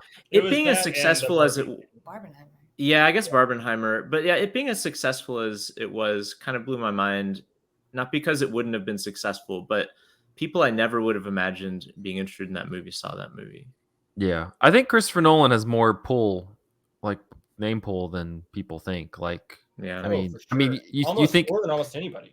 Yeah, because I mean, I think people, you got like the Batman movies. People will show up for Batman movies. Like, I don't really classify that, but I'm like, you think of like Inception, Interstellar, like stuff like that. That's just kind of a little bit. That's not necessarily like super like mainstream popular. Also did like really really well. I don't know, dude. People like Christopher Nolan. But no, on the rewatch, the thing that really struck me, one, the the dialogue is kind of funny because on the second watch, it's all just like uh uh prophesizing what we'll get to at the end. Like it's just like a lot of the beginning of the movie is just kind of foreshadowing to the end, which is kind of funny. It's not doesn't necessarily detract from the movie for me. I wouldn't really nominate it for its script. But the thing I was left with is it's a movie that like makes me, while I'm watching it especially, and then afterwards, makes me think a lot. Um, you know, the whole dichotomy in the movie where you have Oppenheimer, who is the scientist who's thinking like a scientist, who like I'm gonna genuinely believe that like probably knew the ramifications of what he was building, but like like at least how he's portrayed in this movie is just kind of like we're doing science. This is exciting. We're like pushing the limits of science and like thinking with a science brain of, hey, we're taking what has been built and pushing it further. And yeah, I don't think that I don't necessarily feel like they're always thinking of the ramifications of that. I think that whatever technological advance has happened in human history, it usually is kind of, hey, this is cool. This is something that could be, really impactful to people, but they don't necessarily, you don't, 20-year, 30-year down the road, think of things about it. Whether it's the internet or cars or, there's just a lot of electricity, like a lot of different things. Like, you could start there and then move down the line of its history and be like, oh, it's not in a good place now. Um, but I think that like that's just how they're approaching it. And so like what was interesting to me is do you kind of have like this collision between that approach and then the political approach, just kind of, I look at World War II as America was doing bad stuff before, but this is what World War II kind of put us on the map as like, hey, we're the head honcho, we're number one, so let's like mainstream this imperialism shit and get going. And so it's kind of like the beginning of that because they pretty much, well, they get Oppenheimer on board because he's interested in being the top science guy. He's they're like, hey, we have your associations with communism that we can hold over your head. And then also I think he kind of they go, as a Jewish person, like, we're gonna drop this on the Nazis. And so you kind of have like that, like, all right, like that's, and I think that kind of it breaks into that, the Nazis, we always like to look at the Nazis as like the like prototypical bad guys, like they're the bad guys. In this movie, I like how it kind of moves away from that because they finished the bomb. They're still working on the bomb. The Nazis are done, and that's this whole fight internally in Los Alamos is these scientists going like the Nazis are done, like let's wrap it up, and that's just not how America is going to roll. You have the Matt Damon character as this kind of liaison, the general who's the liaison between Washington, and like his relationship with Oppenheimer is kind of, it's kind of sad in a way. Like they definitely respect each other and are getting along, but like there's times in the movie where it kind of frames it as like, they're friends, and I'm like, and by the end you're like, yeah, they're not friends, they just work together, because at the end, Oppenheimer kind of feels this ownership for this thing he's created, and it's kind of like, no, you're dropping that off at America's home and they're going to take it from here. Like, you're not involved anymore. And so it kind of kills that whole, like, we're doing this for science, because at the end of the day, you're producing weapons of mass destruction for a imperialist government. And I don't, the movie kind of wavers on how to feel about Oppenheimer. I don't necessarily feel though, like it's definitely not a rah American movie. Like it's a pretty pessimistic American movie, which I appreciate, because I think that's kind of what you have to get into. That's the why. scene where people are doing the rah America thing after they drop Chilling. the bomb is probably the most like nerve rattling scene. Yeah, where you see all their like skin flaking off and stuff. Yeah. That was pretty. And like I know one of the Violence. Yeah, I know one of the complaints was that you don't see the Japanese in this movie, which I think that's fine. You don't need to see them. Like this is Well, I all think about. that's pointed too. Someone like Oppenheimer can only like kind of feign like objective science when he doesn't have to look in the eye of the people that he's Exactly. gonna destroy. He's so selfish. Everything is about him. It's his mind. It's his creation. It's his affair. It's his feelings, and it's all him.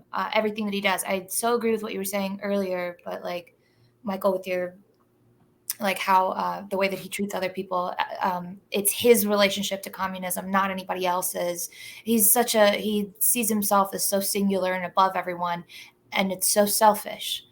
Yeah, but that's truly American, right? Yeah, American individualism. Yeah, like that's a truly American trait right there. Zach, did you ever go and watch? I think I talked about this on an episode. Did you ever go and watch The Day After Trinity? No, I need to watch that. I need to watch some of the other. There's other good stuff. I mean, Oppenheimer's is just not a good person. Like after the bomb, I read He's I a was monster. Yeah.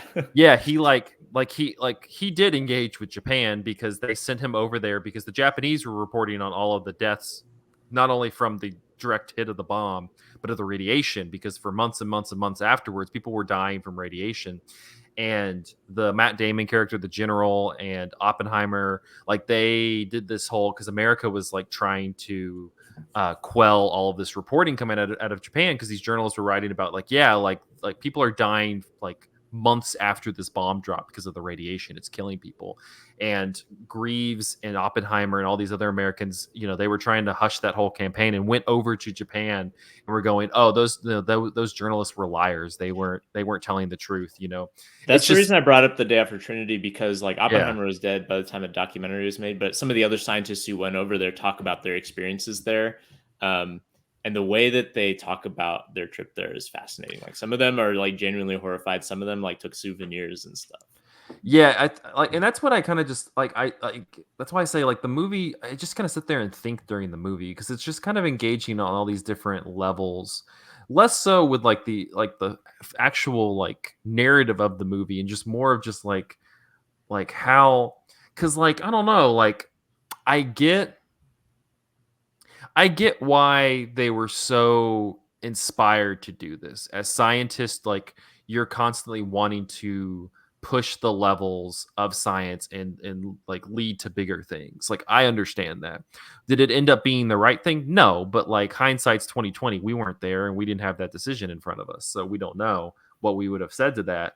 Um and like it's just like it's just kind of, it shows that like there's not this vacuum, like the Los Alamos system, like just in terms of like them doing the science, like the way that he cuts this through this movie, um like there is kind of this like, oh, this is really cool, like they're working together, um but then it's all to build this thing that's just handed off to the US, and that's what makes the Harry Truman scene is just like is just awful because um one, Harry Truman also is just a horrible person. He's a president, so he's Truly naturally terrible. There's he's no a, good presidents. he's a president, so he's naturally a war criminal, but also just a detestable person. And like that whole sequence, I don't know. I would like to wonder if Oppenheimer said something like that to him. I feel like not. I feel like Oppenheimer was not necessarily wrestling with these things as like dramatically as the movie would like us to Well, believe. and crucially, even in the movie, like he declines to sign on to their letter that all the Mhm. other scientists do to not drop the bomb and stuff. Like even in the movie, he shows a lot of reticence to even come out against the bomb Yeah. when other people are already. Yeah, and it's just, and like that stuff, and that stuff's great too because it's just like yeah, like that's morally a thing that you should do. It's not going to have, they're not going to, the American government's not going to care, like they're going to do what they want. And like it's just, and it like what I was talking about before with the Nazis, like the Nazis are such like that's the bad guy, those are the bad guys, those are the people we don't like. But it just also shows like the other sides of evil because like if you're looking at, we're the good guys, they're the bad guys. Well, the bad guys were gone, and Japan was probably going to surrender soon, and so that we were dropping the bomb not to honestly we weren't dropping the bomb not only to just end World War II. We were dropping the bomb to like just as Einstein and him talk about, set off the chain reactions for the rest of history. Um, and I don't know, like that's just stuff that just kind of gets noodling around in my head while watching this movie, which also is just wildly entertaining and engaging. Yeah, so I hope Cillian Murphy beats Bradley Cooper for Best Actor because Bradley Cooper's a hack and Cillian Murphy's very good in this movie. I want to see Paul Giamatti Best Actor personally. That'd be good too. Surprise, Dave Bautista ballot beats everybody. On a wholly different Oppenheimer, it's you can buy it place soon. On a wholly different number, we talk about the number 2 movie. That's Bottoms, Mhm. which we were talking about Barbenheimer and Barbie. Number This is 2 my movie. Barbie. This is my like Bottoms aces. This is tops. Yeah. So this is written and directed by Emma Sligman, who did Shiva Baby, which is another good one if you've not seen it. It's a nice horror comedy. I don't think it's supposed to be a horror movie, but it's terrifying. Yeah, Bottoms is not that though. Bottoms, as I put in my Letterboxd review after watching it yesterday, Bottoms follows 2 ugly, untalented gays who, as they say over the loudspeaker, they're like, "Will the 2 ugly, untalented gays please come to the principal's office?" Yeah, it's Rachel Sonnet and Ayo Edebiri, and they are just great characters. They're kind of losers. They're kind of loners. They don't really interact with anybody. People, people just kind of look at them as like, afterthoughts. They're also kind of assholes, which is which is also what's great about them. And so in order to they've been pining after these two cheerleaders, and in order to, they're like, all right, this is the way that we can get in with these cheerleaders, is they start a fight club. And that's pretty much that's pretty much the movie. There's a football game that's supposed to happen at the end where people are going to die, and that we get to that part at the end. But but yeah, this movie, like, just it kind of loses a little steam halfway, probably halfway or a little bit more through. But the first like 30 minutes of it, like I was thinking about, is like I need to rewatch this more times, because it's like a Marx Brothers movie. They're just tossing jokes out left and right. It's so, like, I can't even keep up with how funny this movie is. There's one part that I didn't realize, but Ayo Edebiri improvised it, where she's like talking about this interaction they had with the hot cheerleaders, and it didn't go well. And she's talking about how, like, she's not gonna be like, she's gonna have to you're talking about the catastrophizing moment. Yeah. Oh my That's god. it. I'm packing my pussy up. That's it. I'm marrying the pastor. You're marrying the pastor. And he's gay too. And we have a son, and he knows. Like, she just keeps going. She improvised all that. The best part is when she says that, and she gets in the car, and when she's getting in the car, she goes, yeah, his sermons are good, but I mean, everybody knows he's fruity. No, it's just like because I like that their characters, they're not, when it came out, this was named as like the anti-Booksmart, and it's kind of true, because like these characters are such assholes and like terrible a lot of the time, that it's like you can't really like totally hitch your wagon to them, because you're just like, man, they fucking suck, but they're also really funny, and you also have just a cavalcade of like stuff happening in the background that's so fun. The background stuff is the funniest. The background stuff is the best part. Like, you have the football players. The football players are so funny. They're wearing their gear the entire. They wear their gear. They never take it off. That one football player is having sex with the girl's mom and has his pads still on when they come out of the bedroom, which is just the football player is in the cage too the whole time. The one in the cage, you see him in like the third scene of the movie, and he's just in a cage in the back of class. Well, that is such a key moment to show that this movie does not take place in the real world. Oh, like, not just we're kind of working in like an elevated comedy space. But no, there's like world building happening in this movie. This is a parallel universe entirely. The like overt sexualization of the football quarterback by the school promotional material. Oh my god, it's great. Yeah. My other favorite takeaway was after they start the fight club, and Marshawn Lynch, who plays the teacher, who's also incredible, the teacher also Academy Award, super funny. Where's Marshawn, best supporting actor? Yeah, Marshawn Lynch is great. But like after they start the club, he writes on the board, feminism. What? Who started it? A, Gloria Steinem. B, a man. C, another woman. Dude, the recurring gag of his like chalkboards throughout the movie, like it's great. At one point he's assigning bell hooks and stuff, and then he turns like reactionary, like anti-feminist. Yeah, that's what. Then the club disbands, and he's like, and he starts like becoming like an incel. It's great. So the football players are funny. Marshawn Lynch is funny. You have a random scene with somebody associated with Ayo Edebiri's character, who is just like this pot smoker out in the trailer. She's really funny. Yeah, it's just great. All like honestly, it kind of has like Wet Hot American Summer, like chaos energy. Mm-hmm. But man, this is really good. And like this one bodies Barbie and Booksmart. I didn't realize they were all competing with one another, but this one bodies both of those movies. We always have to put women in entertainment in competition with one another, because only one can exist. That's true. That's club. They have to duke it out. They have to fight, and this has the edge. The one girl walks in and she's like, man, she would be kind of hot if she stopped huffing glue. I'm just like, I love every scene in the Also, when they speaking walk in and they have the F word on their 2 lockers, and Rachel Sonnet's character goes, "Why am I number 2?" speaking of fighting, we should mention that the fight choreography in the fight sequence at the end of this movie is like shockingly impressive. It's great. Yeah.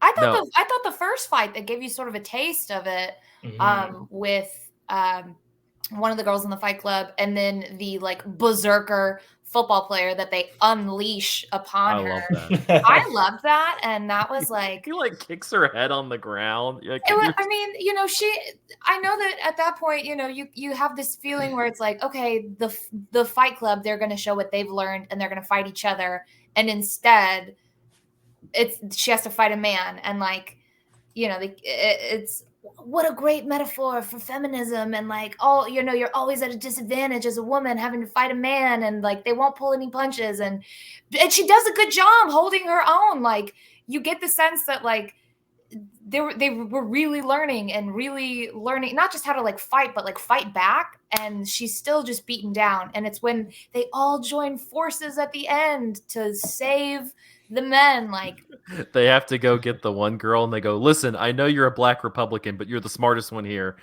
they clown her for that so hard, and like it is Oh my god. really funny. My favorite when he about speaking of bell hooks, I liked when Kaya Gerber's character is like, it's like, who is bell hooks and why do we care? Like that was so smart. There's so many lines in this movie. That's why I'm like, I need to rewatch it a couple times, because there's just so many great, like, honestly, this deserves like a Clueless, Mean Girls level like cult following where it's being shown all the time. Like this movie's so damn funny. Totally. And like is in the class, you know, is very much in the class of the. Honestly, it might be better than Mean Girls, because I watched Mean Girls recently. It's a little problematic, and now this Broadway version of it that's coming out and it's a movie is going to kind of diminish. So, Bottoms, number 1. The top. Number 2. But is it not number 2 though? It's number 2. It's number 1 in our Bottoms hearts. is number 2. It's so funny, yeah. Yeah. And then you said it was a wholly different movie from Oppenheimer. It is. Womp. All right. Womp. Well, let's. This is, you know, drum rolls. People, please, you know, simmer down, sit down. Grace, what is our number 1 movie of the year? Killers of the Flower Moon. Scorsese strikes again. That bastard. Was it the Irishman? Is that the other one that was? Yeah, The Irishman was number 1 for us 3 years ago. Is that when that came out? Yeah, I think you're right. I think so. Masterpiece. Killers of the Flower Moon, directed by Martin Scorsese, starring Lily Gladstone, Leonardo DiCaprio, Robert De Niro, Jesse Plemons, a host of country western music singers, and Scorsese himself. This takes our number 1 spot. Was there ever any doubt? I mean, what else? Yeah, I didn't think this was going to win. Really not? I thought it was going to be Oppenheimer or Boy in the Hair. Oh, well, knowing us, and I know our tastes at this point, I'm not surprised that this is our number 1. It does feel completely deserved. Yeah, nobody had it as their number 1 movie. That's crazy. Anyway, sorry. Oh, really? It just was on so many ballots that it got. It was pretty much on every ballot. Interesting. Yeah. And rightfully so. I remember watching even the first trailer for it and just transfixed by it. I was like, oh my God. And this is just the trailer. And there's a whole 3-hour movie yet to come. And I'm so excited. This was so Killers of the Flower Moon. It's based on the novel by David Grann, which follows the Osage murders and the inception of the FBI. You guys have talked about it on the podcast before briefly in the part 1 movies that we watched this week. So it's nice that we get to talk about it a little bit more and give it its number 1 spot, as it highlights an event, a historical event that I didn't know anything about. Not a lick about. I don't feel like I'm alone in that. Yeah, I didn't know anything about the Osage murders. I didn't know anything going into this. I don't think I'm alone in that. I think that maybe that also speaks to like our American individualism, that we're able to abstract ourselves from events in history. No, that wasn't me. That was so long ago. That was somebody else. And one thing that I really like that this movie does, that Scorsese does, is he frames it or bookends it with two. First with a Osage ceremony, and then I don't. It could have also been an Osage ceremony, but it seemed to be like a larger, like on a much larger scale, a Native American ceremony. So it bookends the story and frames that this is a story about them. But the controversy surrounding this movie is that Scorsese himself believed that he probably wasn't the right person to tackle that story. And I also agree with that. I think that I don't think that he would be the person to take it on. I think that framing this from the villains of the killers is a much better way, and it also puts us, most of the viewers, in the same seat as Ernest and King Hale. Look at us. We are greedy. We are vicious as Americans, and this is something that we are all complicit in. Yeah, it's really interesting in the movie because like it's not like that's not like the crimes and like the machinations behind the crimes are very hidden. You know, it's No, not like very open. happen. It's not like it's happening in the background and then boom, like we reveal. There's never a reveal because they're just doing it in front of the camera. Robert De Niro lays everything out in like the second scene of the movie or Yeah, something, where it's he's like, "Look, Ernest, here's what's going on," and yeah, then the rest like of the movie is just playing that out. yeah, Yeah. it's never like there's never like a, oh man, like this is what's happening. Like no, Robert De Niro's like the leader of this, these heinous crimes from, like you said, the second scene of the movie. I really I was struck. My favorite, or one of my favorite sort of images is as they're going in the beginning, when they're like listing all of the murders as they're happening, and it's a hand with a gun through a window, and it shoots a woman, and then outruns the man that did it. And it was sort of like, pull back the curtains, like, surprise, it's a white man doing it. Like it was, so there was no doubt who is committing these crimes. Jesse Plemons. I don't know why you couldn't solve that. I'm here to see about these murders, see who's doing them. But this is Scorsese. I mean, he is doing what he does best, which is tell a story. But then you also sort of get a sense. There was a line that I sort of latched onto, again, going back to the very beginning, the ceremony. The old ways are dying. The old ways of the Osage people are dying. The old ways of film, of cinema, are dying. Theirs is a dying identity and way of life, and the filmmaker is also endangered at this point in cinema history as well. But at the same time, there's that like fascinating epilogue too, where it's like the radio drama, where Yes. Scorsese is basically saying like, this movie's not going to do shit. In fact, I'm just here telling a story just the same as everyone else told these stories, but nothing's going to change about it. Like, I don't know. There's something like interestingly brutal and self-critical about that ending too. Absolutely. Yeah, there was. I've seen a lot of conversation around it where people have taken, like, are unhappy with the fact that Scorsese's directing this story compared to a Osage filmmaker or just a native filmmaker in general. There was a really interesting discussion about it on the Film Comment Best of the Year episode where one of the panelists was kind of going like, I like this movie. I think it's very good, but like I didn't include it on my top 20 list and things like that because they just they feel like this wasn't his story to tell, and even though it like was technically proficient, they were going to wait to reevaluate it after a Osage or native filmmaker got to make like their version of the story. And then Amy Tobin, who God love her. There's a great story about Cinematary with her if you ever want to hear it.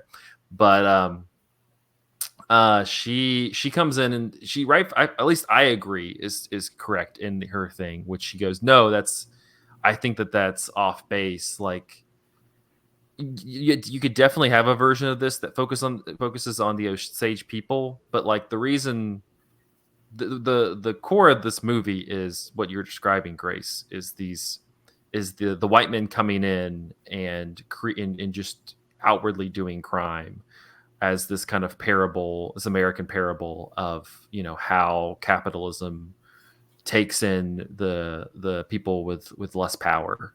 Yeah. And you could probably encompass that in not to say that a native filmmaker couldn't do that, but like this is also the master at that, at like capturing those types of stories, doing that. And I feel like that's part of it's part of the movie why Robert De Niro's character and Leonardo DiCaprio's character and stuff like that are the main focus. I would also point out, like, one thing that Scorsese has done throughout his career is really try to highlight like non-white filmmaking, like, or Oh yeah, filmmaking by non-white directors.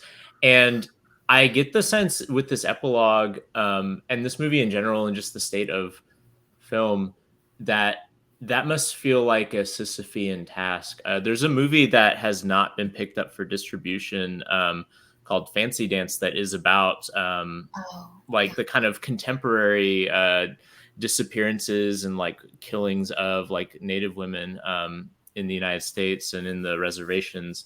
Um, and I was actually listening to a podcast where they interviewed Lily Gladstone, who is a in this movie. Mhm. And this could have been potentially like a double billing with Killers of the Flower Moon, kind of showing history and like past and present, like on different sides of the same coin, with regards to like native peoples being killed. But nobody in the industry is going to touch this movie, even though it won like festival awards and stuff. And I don't know if that's changed since this podcast came out. This podcast was several months ago, but they were pointedly saying that, like, you know, for whatever the good intentions of someone like Martin Scorsese might be, or of someone who wants to say like we should let an indigenous director tell these stories. Indigenous directors are telling these stories, and they're not being seen because they're being like actively ignored. Even yeah, when you get the off chance that they do get the opportunity, which is vanishingly rare. So like, I don't know. There's something really interesting and depressing about like Martin Scorsese. You know, it is like the only person who could tell this story, not because he's the only person who should, but because of the mechanics of like yeah, the kind of white supremacist capitalist movie industry. yeah. Um, yeah. Andrew, what did you think of the movie? I really liked it as well. It was not on my list, but that was not because I dislike Killers of the Flower Moon. To tell the truth, it's a movie that I want to rewatch Yeah, same. before I like fully know how I feel about it, just because of the context of me watching it. The week I saw it, I actually saw it with Michael. I was struggling with insomnia, and so I was kind of like drifting in and out of consciousness while watching the movie, and so I feel like I don't have a super clear picture of it in my head. I There's know also the just a broad lot. strokes, right? But It's a lot though. it's a 3.5 hour Yeah, like trudge through a lot of suffering. And so I was just not in the headspace to watch it. I actually tried to rewatch it today for this podcast, and I saw that this movie was an Apple TV Plus movie, and Mhm. when we saw it in theaters, there was actually a little bumper at the beginning of the movie of Martin Scorsese thanking the audience for watching the movie in a theater, because he knows that, like, as Grace said, film is kind of like a dying art form, or at least an art form that's kind of taking a new shape. And Scorsese is, like, with this and The Irishman, sort of resigned to making movies for the streamers. And so I was like, okay, this is on Apple TV Plus. I have Apple TV Plus. I'm going to pull it up and watch it today. Apple TV Plus makes you rent this movie for $20 to rent it. You do not own a fake ass digital copy of the movie. You have access to it for like 24 hours for Yeah. $20. That Yeah. sucks. Yeah, I hope the Criterion Collection does like they did with Irishman and gets Mhm. this I hope on it is. gets a physical release of this, because yeah, like it's gonna get lost in Apple TV Plus. But Absolutely. God. What is yeah. the Cinematary Amy Taubin story? Oh, so one year I invited her to come on one of our Young Critics episodes, and Amy Taubin's like been around the block. She's been around for a long time.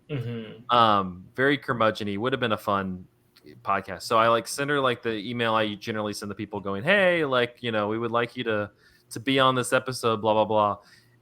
And she replied with, I am not a young critic. I am very much, she's like, I'm not a young critic. I'm very much an old one. So it would make no sense for me to be on this podcast. And I could have responded with no, like we're the young, like that's what's going on here. That's the dynamic. But I just like that answer, so I just left it as is. You just got to be an old critic, please. Yeah, she was An just like, I am established not a young critic. I was like, well, I mean, yeah, no, but yeah, I don't know. I'm with you, kind of, Andrew. I need to rewatch this movie because it's a lot, and it is like just a lot happening over the course of 3.5 hours, and I feel like kind of sitting and being able to really focus would be helpful. But yeah, I'm good with it being number one. I think it'll, like, I had it number 5. I think it would crawl up my list if I saw it again. All right. Well, let's wrap up real quick. We're pushing 2 hours, so we're gonna go do this quickly. But everybody, if you want to go around and do your honorable mentions, I can kick us off. I had a couple just on my top 10 that like I would like to highlight. If you're able to see The Delinquents, I saw that at TIFF. It came out in October. Super good movie from Argentina. Yeah, heist movie. Really, really fun. I also, Zone of Interest should be coming out more wider. The new Jonathan Glazer movie. Andrew had that on his list too because we saw that at TIFF. Check that out. The 2 honorable mentions I had, one as just like a counter programming blockbuster that was really fun. That I wish it got. I think it had a better life on streaming than in theaters. But Dungeons and Dragons: Honor Among Thieves, really fun movie. I'm not a Dungeons and Dragons person. So I can't speak to like the how it lines up with the gameplay or anything like that. But Chris Pine, hella charming. And it's by the Game Night guys. Yeah, it's by the guys who did Game Night. It has some energy to it. I don't know. It's really good. Hugh Grant is the villain. He's doing some stuff that's fun. I don't know. It's on Paramount Plus and I think Amazon Prime right now. Check it out. It's well worth your 2 hours. Like, it's a good little. I found it really entertaining. The other one, we talked about the Wes Anderson Roald Dahl shorts that are on Netflix earlier. I put that as my honorable mention. Those are all fantastic. If you have not watched those, you could probably sit there and watch all of them in about an hour and a half. Yeah. But yeah, if you have not checked those out, please do. Grace, what about you? My 2 honorable mentions were Sofia Coppola's Priscilla. I really enjoyed that. Talk about grooming, May, December, grooming again, and Priscilla. I adored it. I have my fun story movie theater. Go see a movie in theater, talk to somebody next to you in the theater. Maybe they're friendly, maybe they're not. But I met a wonderful woman who's a huge Elvis fan, and she loved the Baz Luhrmann Elvis, and she also loved this. So she can hold the 2 stories and the 2 truths in her heart, and so can we. But also, Priscilla was just really fun to watch as a Memphian. When she walks into high school, I was like, that's Immaculate Conception. I know where that is. I know that high school. I have friends that went there. So I just felt close to that. And my other was Brandon Cronenberg's Infinity Pool. That was scary, guys. I like that. It was scary and sexy. Killing of your ego, your id, and your super ego all in one go, and then just being forced to go back to the real world. All of that happens on a couple's vacation, on a retreat, and then to go back into the real world, to the real life, like you didn't just commit murder in such a weird and twisted way and go back to the real life. So just like watching a movie, watch something weird, and then you walk out into the real world. So Michael. I also had Infinity Pool, which was scary. I agree, it was a little bit freaky, but also very funny at times. Mia Goth is in it, and she's very funny because most of the time she is just tormenting the main character. There's this one sequence. He's like a failed novelist, basically. And there's this one sequence in particular when she's like chasing him in a car, Oh uh, God. and she's reading to him critics' pans of his novels and like screaming at him. Like it's very funny, but also the other things that Grace said. And the other one that I did, just because I thought this movie needed some more attention, because I don't think I've seen nobody talk about this movie, and barely any at the time it came out, is the Starling Girl, which kind of came and went as your kind of like indie art house thing.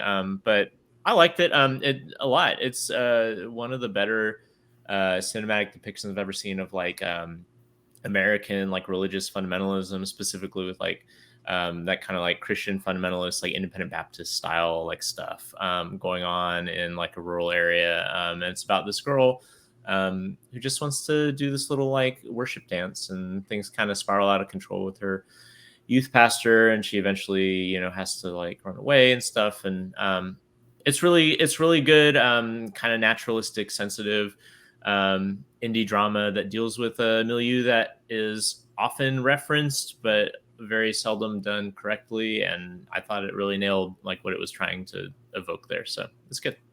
Yeah, Andrew. I want to shout out Saint Omer by Mhm. Alice Diop. Good too. It's a courtroom drama, unlike any other courtroom drama you'll ever see. It is very much like a European art house movie. It's like austere and quiet and slow, but it is kind of spiritual in a way. Like you can kind of tell there's something going on in the story that you're not seeing. There's like another layer to it. Um, I also want to flag up a movie I may or may not have given an honorable mention last year, and that is How to Blow Up a Pipeline.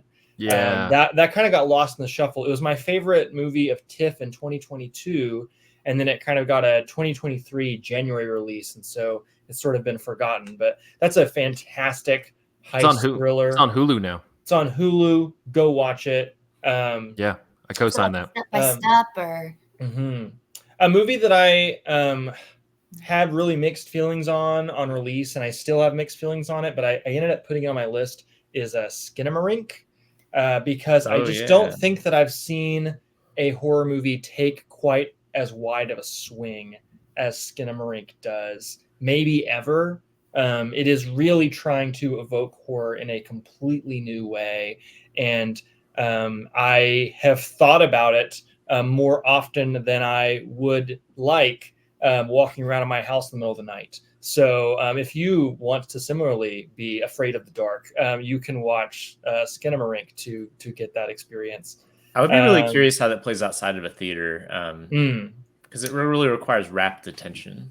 right. You could watch it like on your laptop in your bedroom in the middle of the night, that'd be so and spooky. that would probably be quite scary. That Yeah. would be scary. You're right. Watch it on your couch. Oh, I'm what's that? Who's there?